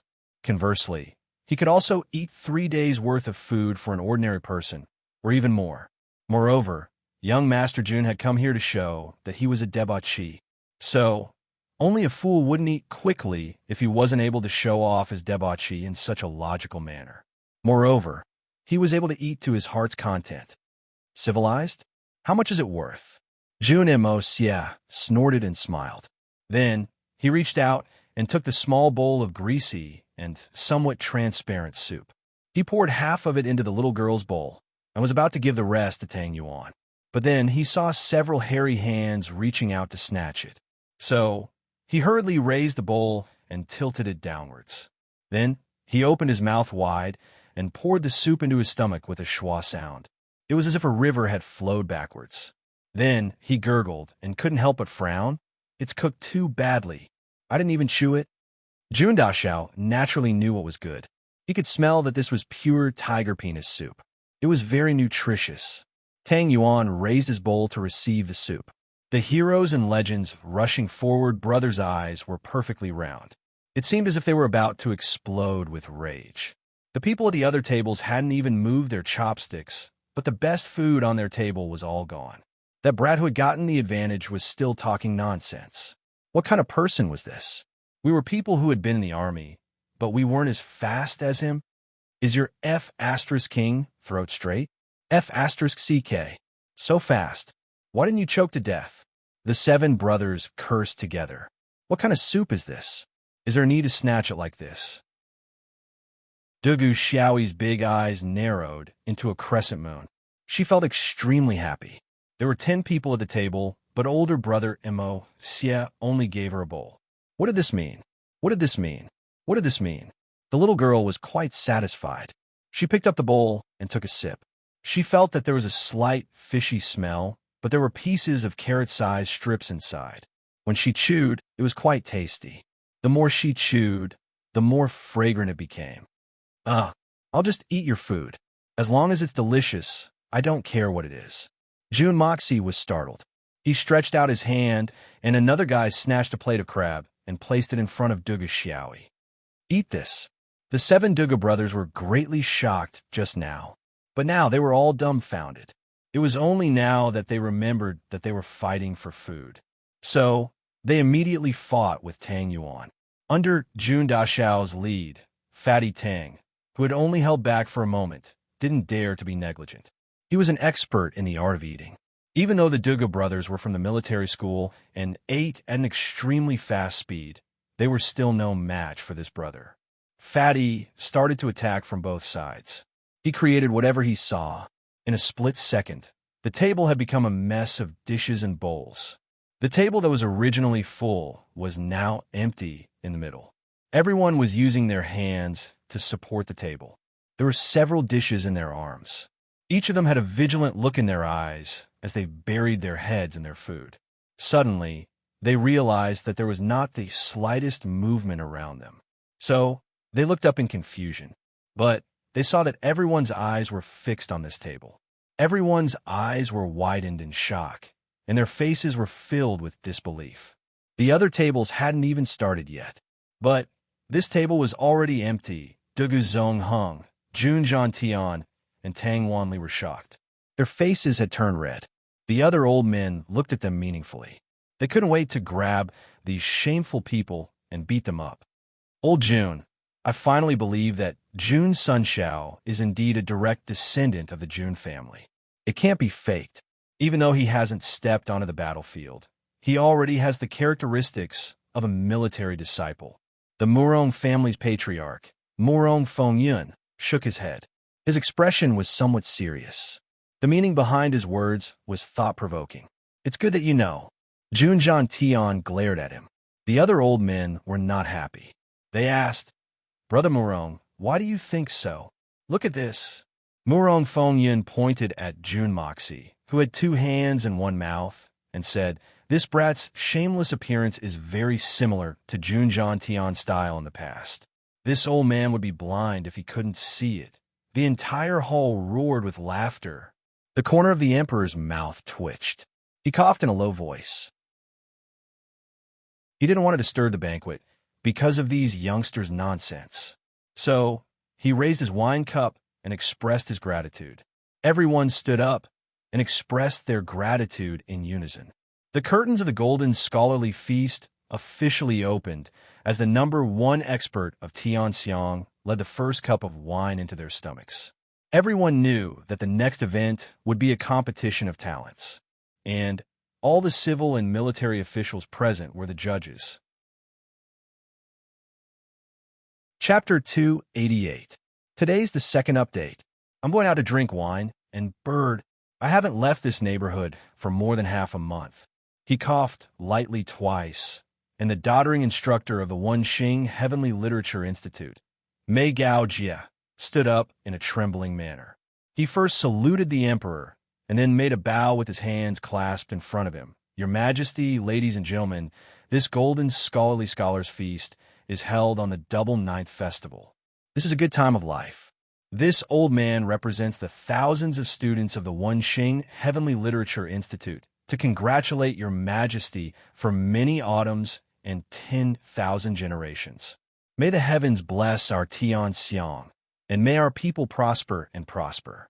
May our civil and military affairs flourish, and we may soon conquer the various countries of the continent.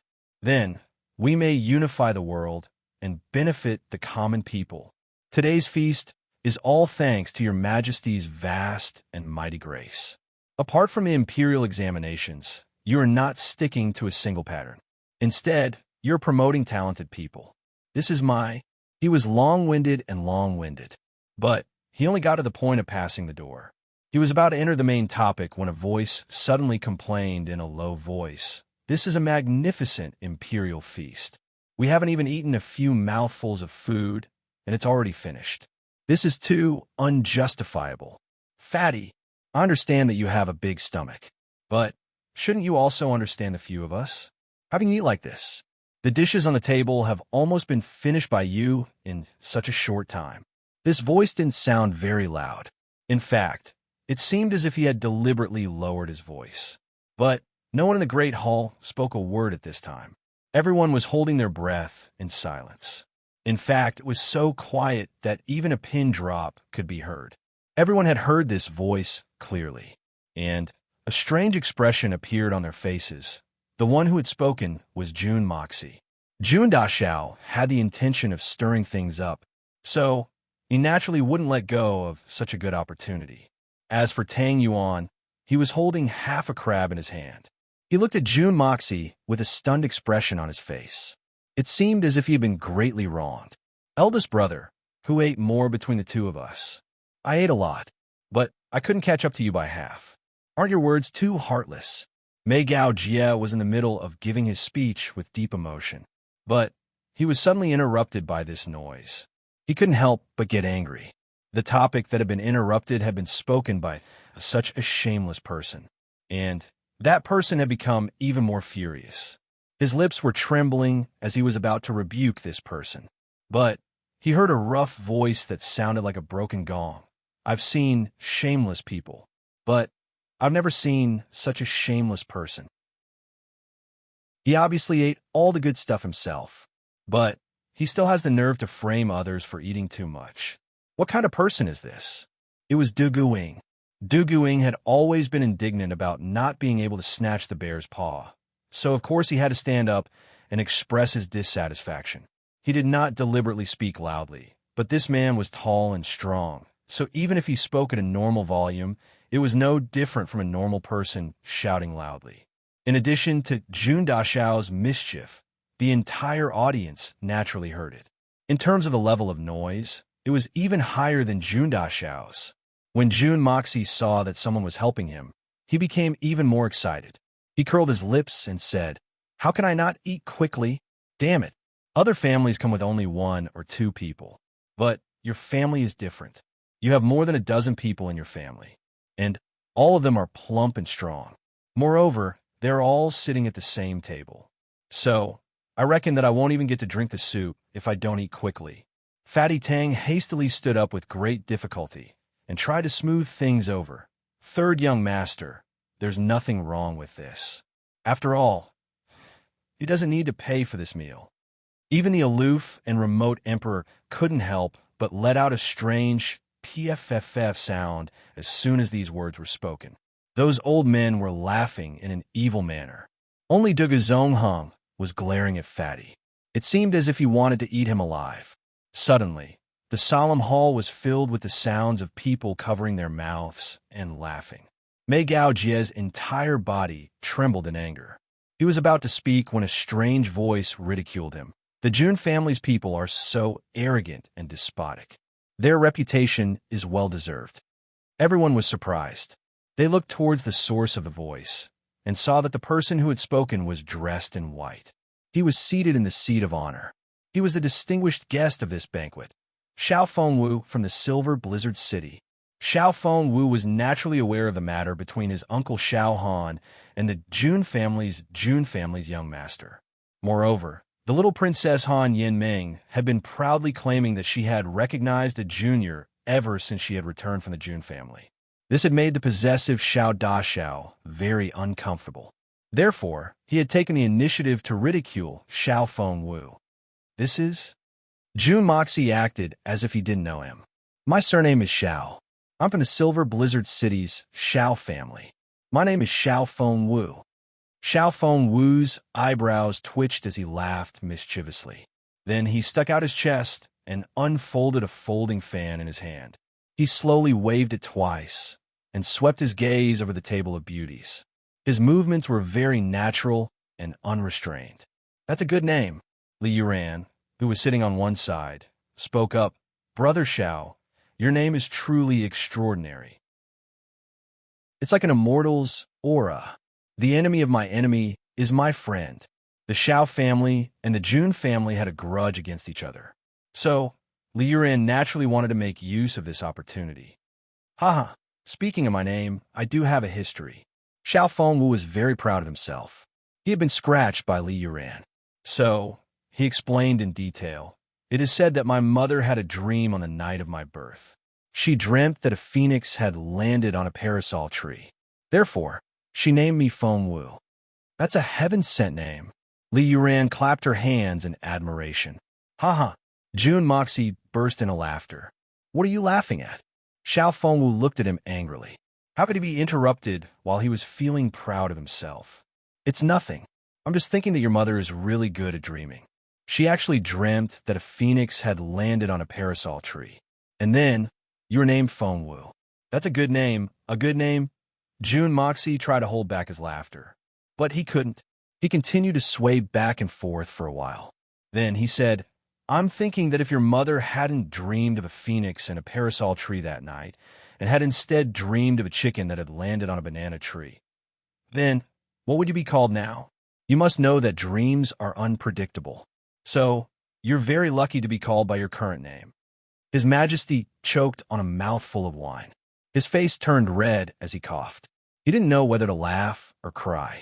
A dream of a chicken that had landed on a banana tree? Then, they thought of Xiao Feng Wu's surname.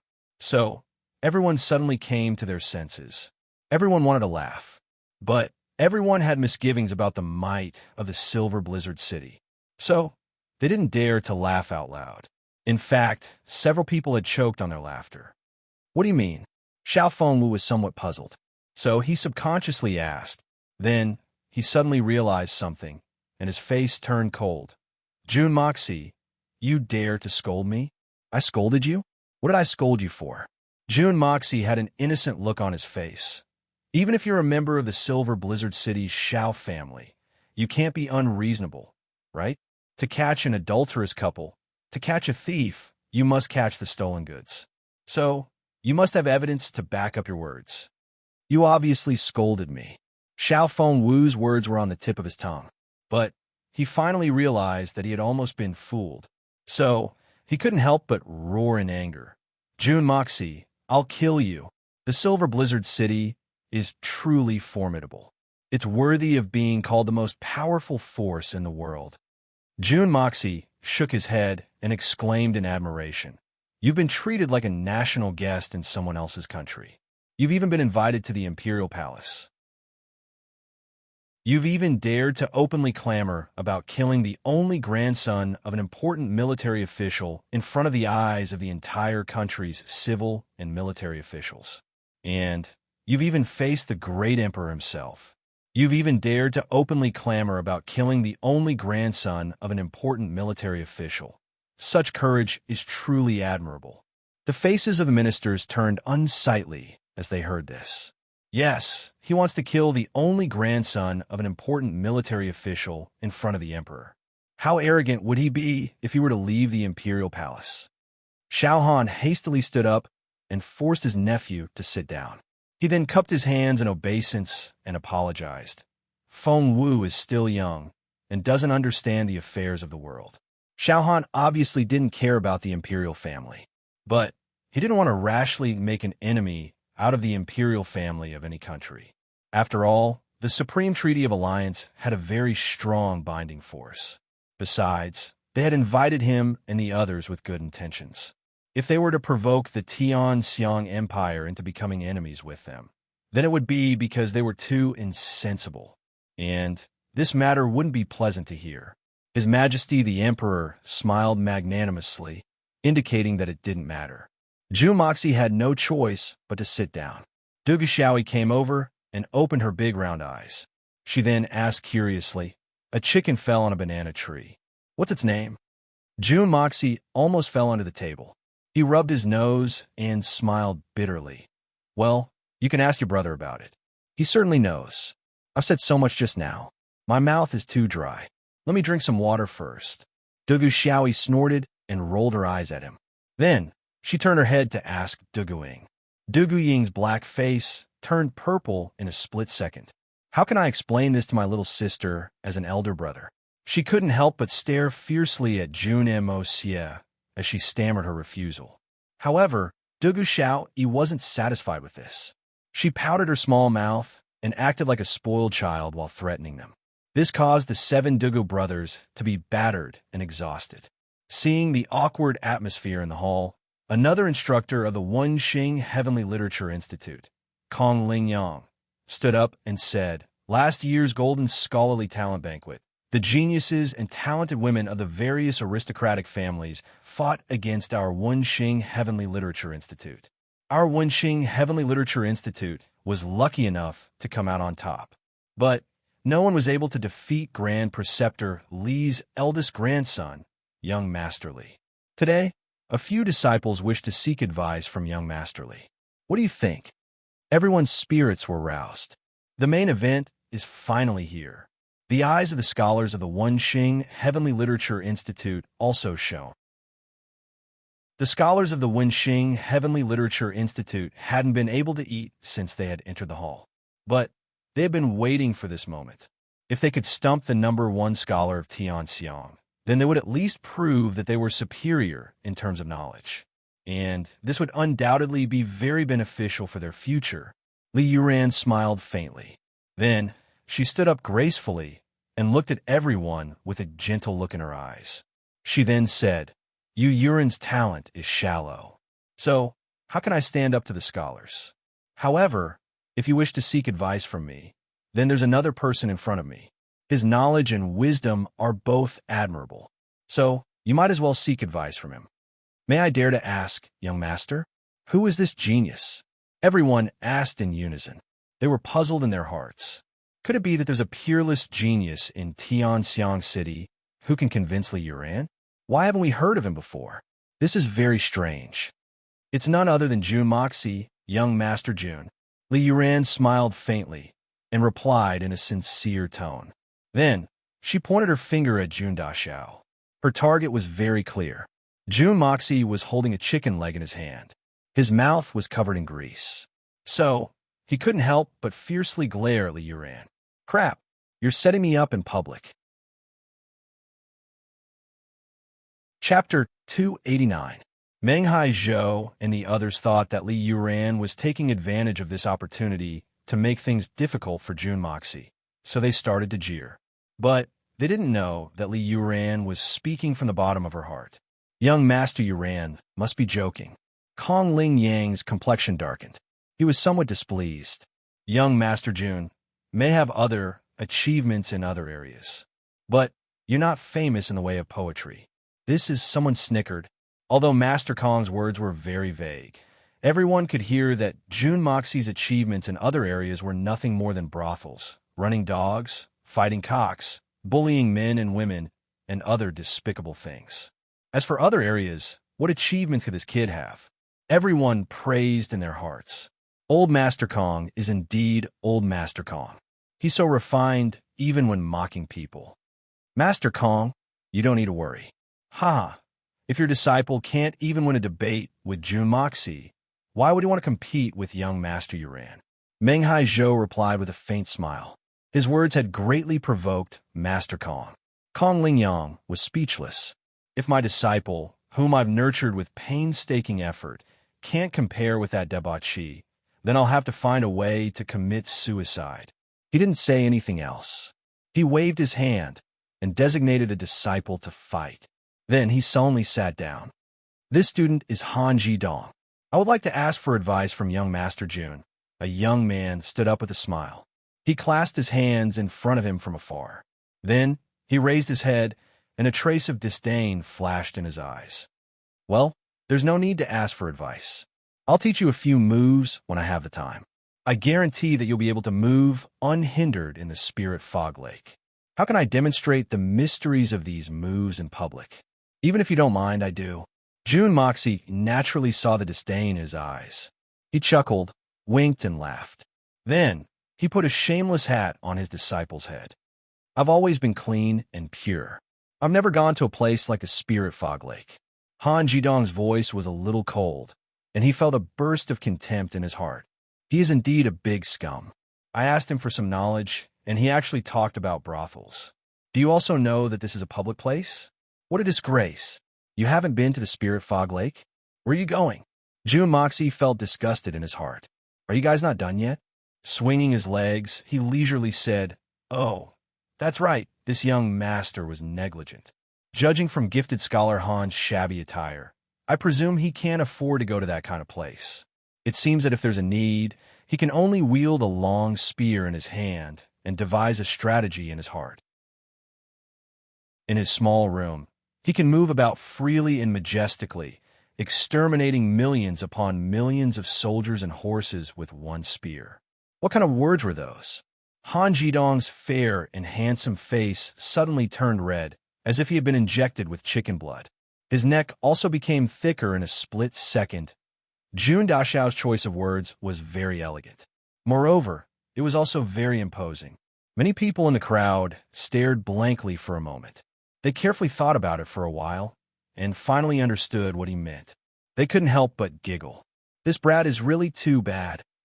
For a moment, the entire hall was filled with the kind of vulgar laughter that belonged to men. It could only be understood, but it couldn't be expressed in words. Only Princess Remu, Dugu Xiaoi, Han Yin Ming, and the other talented young ladies stared with astonished eyes. They looked from one to the other in confusion. They faintly felt that this wasn't a good thing. However, they couldn't figure out what was so bad about it. Listening to June Moxie's words, it seemed as if he was describing an awe-inspiring general. But why was it so strange? Several old men winked at each other. Only a few of them were laughing out loud without the slightest scruple. They were slapping the table, slapping their thighs, and laughing so hard that their eyebrows couldn't even be seen. Dugu Zongheng slapped Tang Wan Li's shoulder. Tang Wan Li's body was trembling with laughter. Dugu Zongheng chuckled and said, "Old Tang, I suddenly remembered the time when we had just entered the army. It was the eve of the fierce battle on Mount Celestial Wolf. Old June was a squad leader. That night, Old Tang, you were so awe-inspiring. We all saw it." Tang Wan Li's face turned red as he jumped up. He no longer cared about his fear of Dugu Zongheng. He fiercely opened his arms and placed them on Dugu Zongheng's thick neck. Then he growled in a low voice, "You old bastard, if you dare to say another word." Dugu Zongheng coughed repeatedly. He was laughing and begging for mercy at the same time. Several old men put their thumbs up to Tang Wan Li's nose. So, everyone heard it. Old Master Tang's face turned red.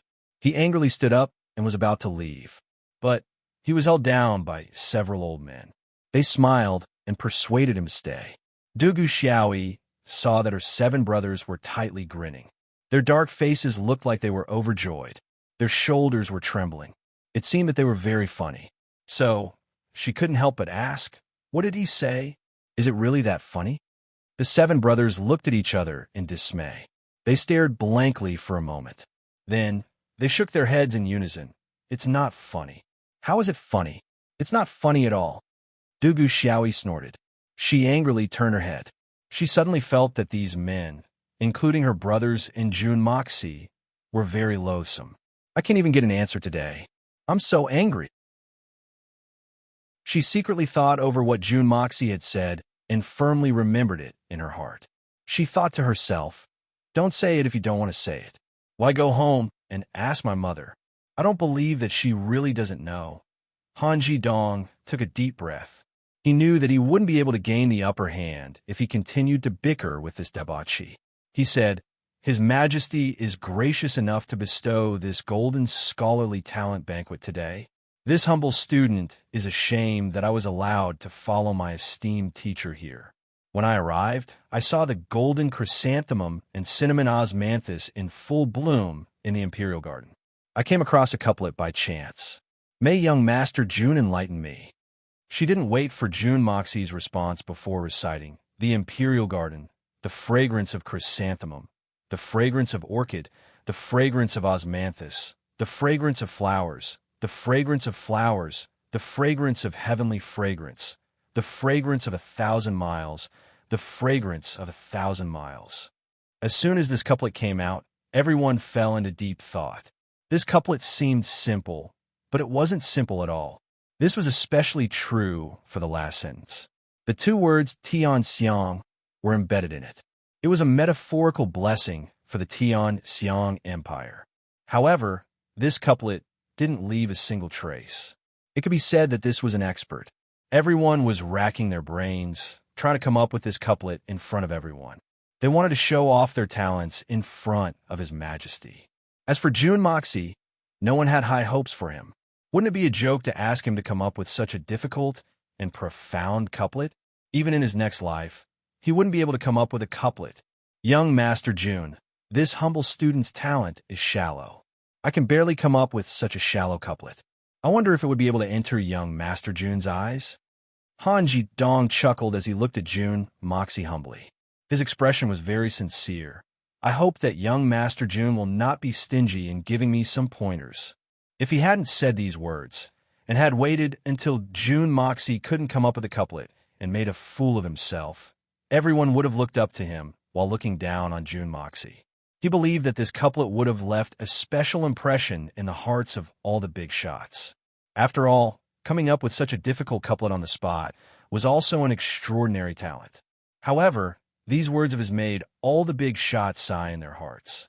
This gifted scholar was so unforgiving and arrogant.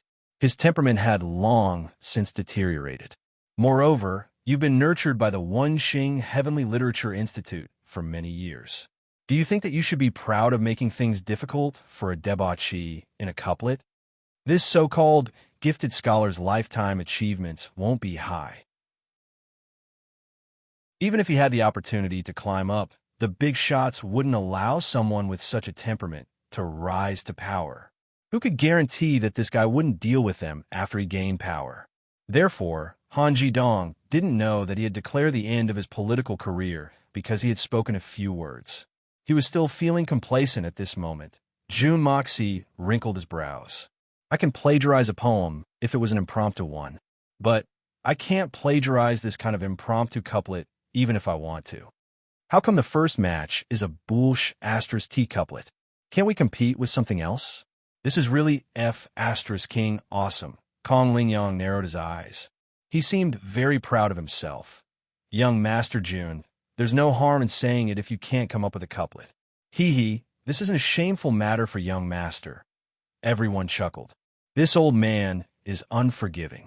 Moreover, he's adhering to his usual habit of cursing people without using any profanity. It seems that he's going to continue cursing. Jun Moxie's anger surged. He suddenly steeled his heart and said in a loud voice, "What's so difficult about this? Isn't it just a boolsh asterisk T couplet? See how this elder brother will match it for you. I'll trample the Wenxing Heavenly Literature Institute by myself." Boos rang out from all directions. This guy really dares to speak. He's only a little bit capable, but he dares to spout such crazy words. Isn't he afraid that the wind will cut his tongue? It seems that this kid is going to be ruthlessly abused by the Wenxing Heavenly Literature Institute today. Only Li Yuran and Jun Tian's pupils shrank. Li Yuran believed in his ability. Moreover, Li Yuran had also tried to come up with a couplet, but she felt that it wasn't a good match. However, Jun Moxie was speaking such wild words at this moment. She couldn't help but think in her heart, is he really stronger than me? Grandpa Jun became somewhat anxious. This little bastard, didn't I tell you to hide your abilities? Why are you showing off your abilities now? Kong Lingyang sneered and said, Young Master Jun is truly confident. How about this? If young Master Jun can come up with the answer within the time it takes for an incense stick to burn, then my Wenxing Heavenly Literature Institute will willingly concede defeat.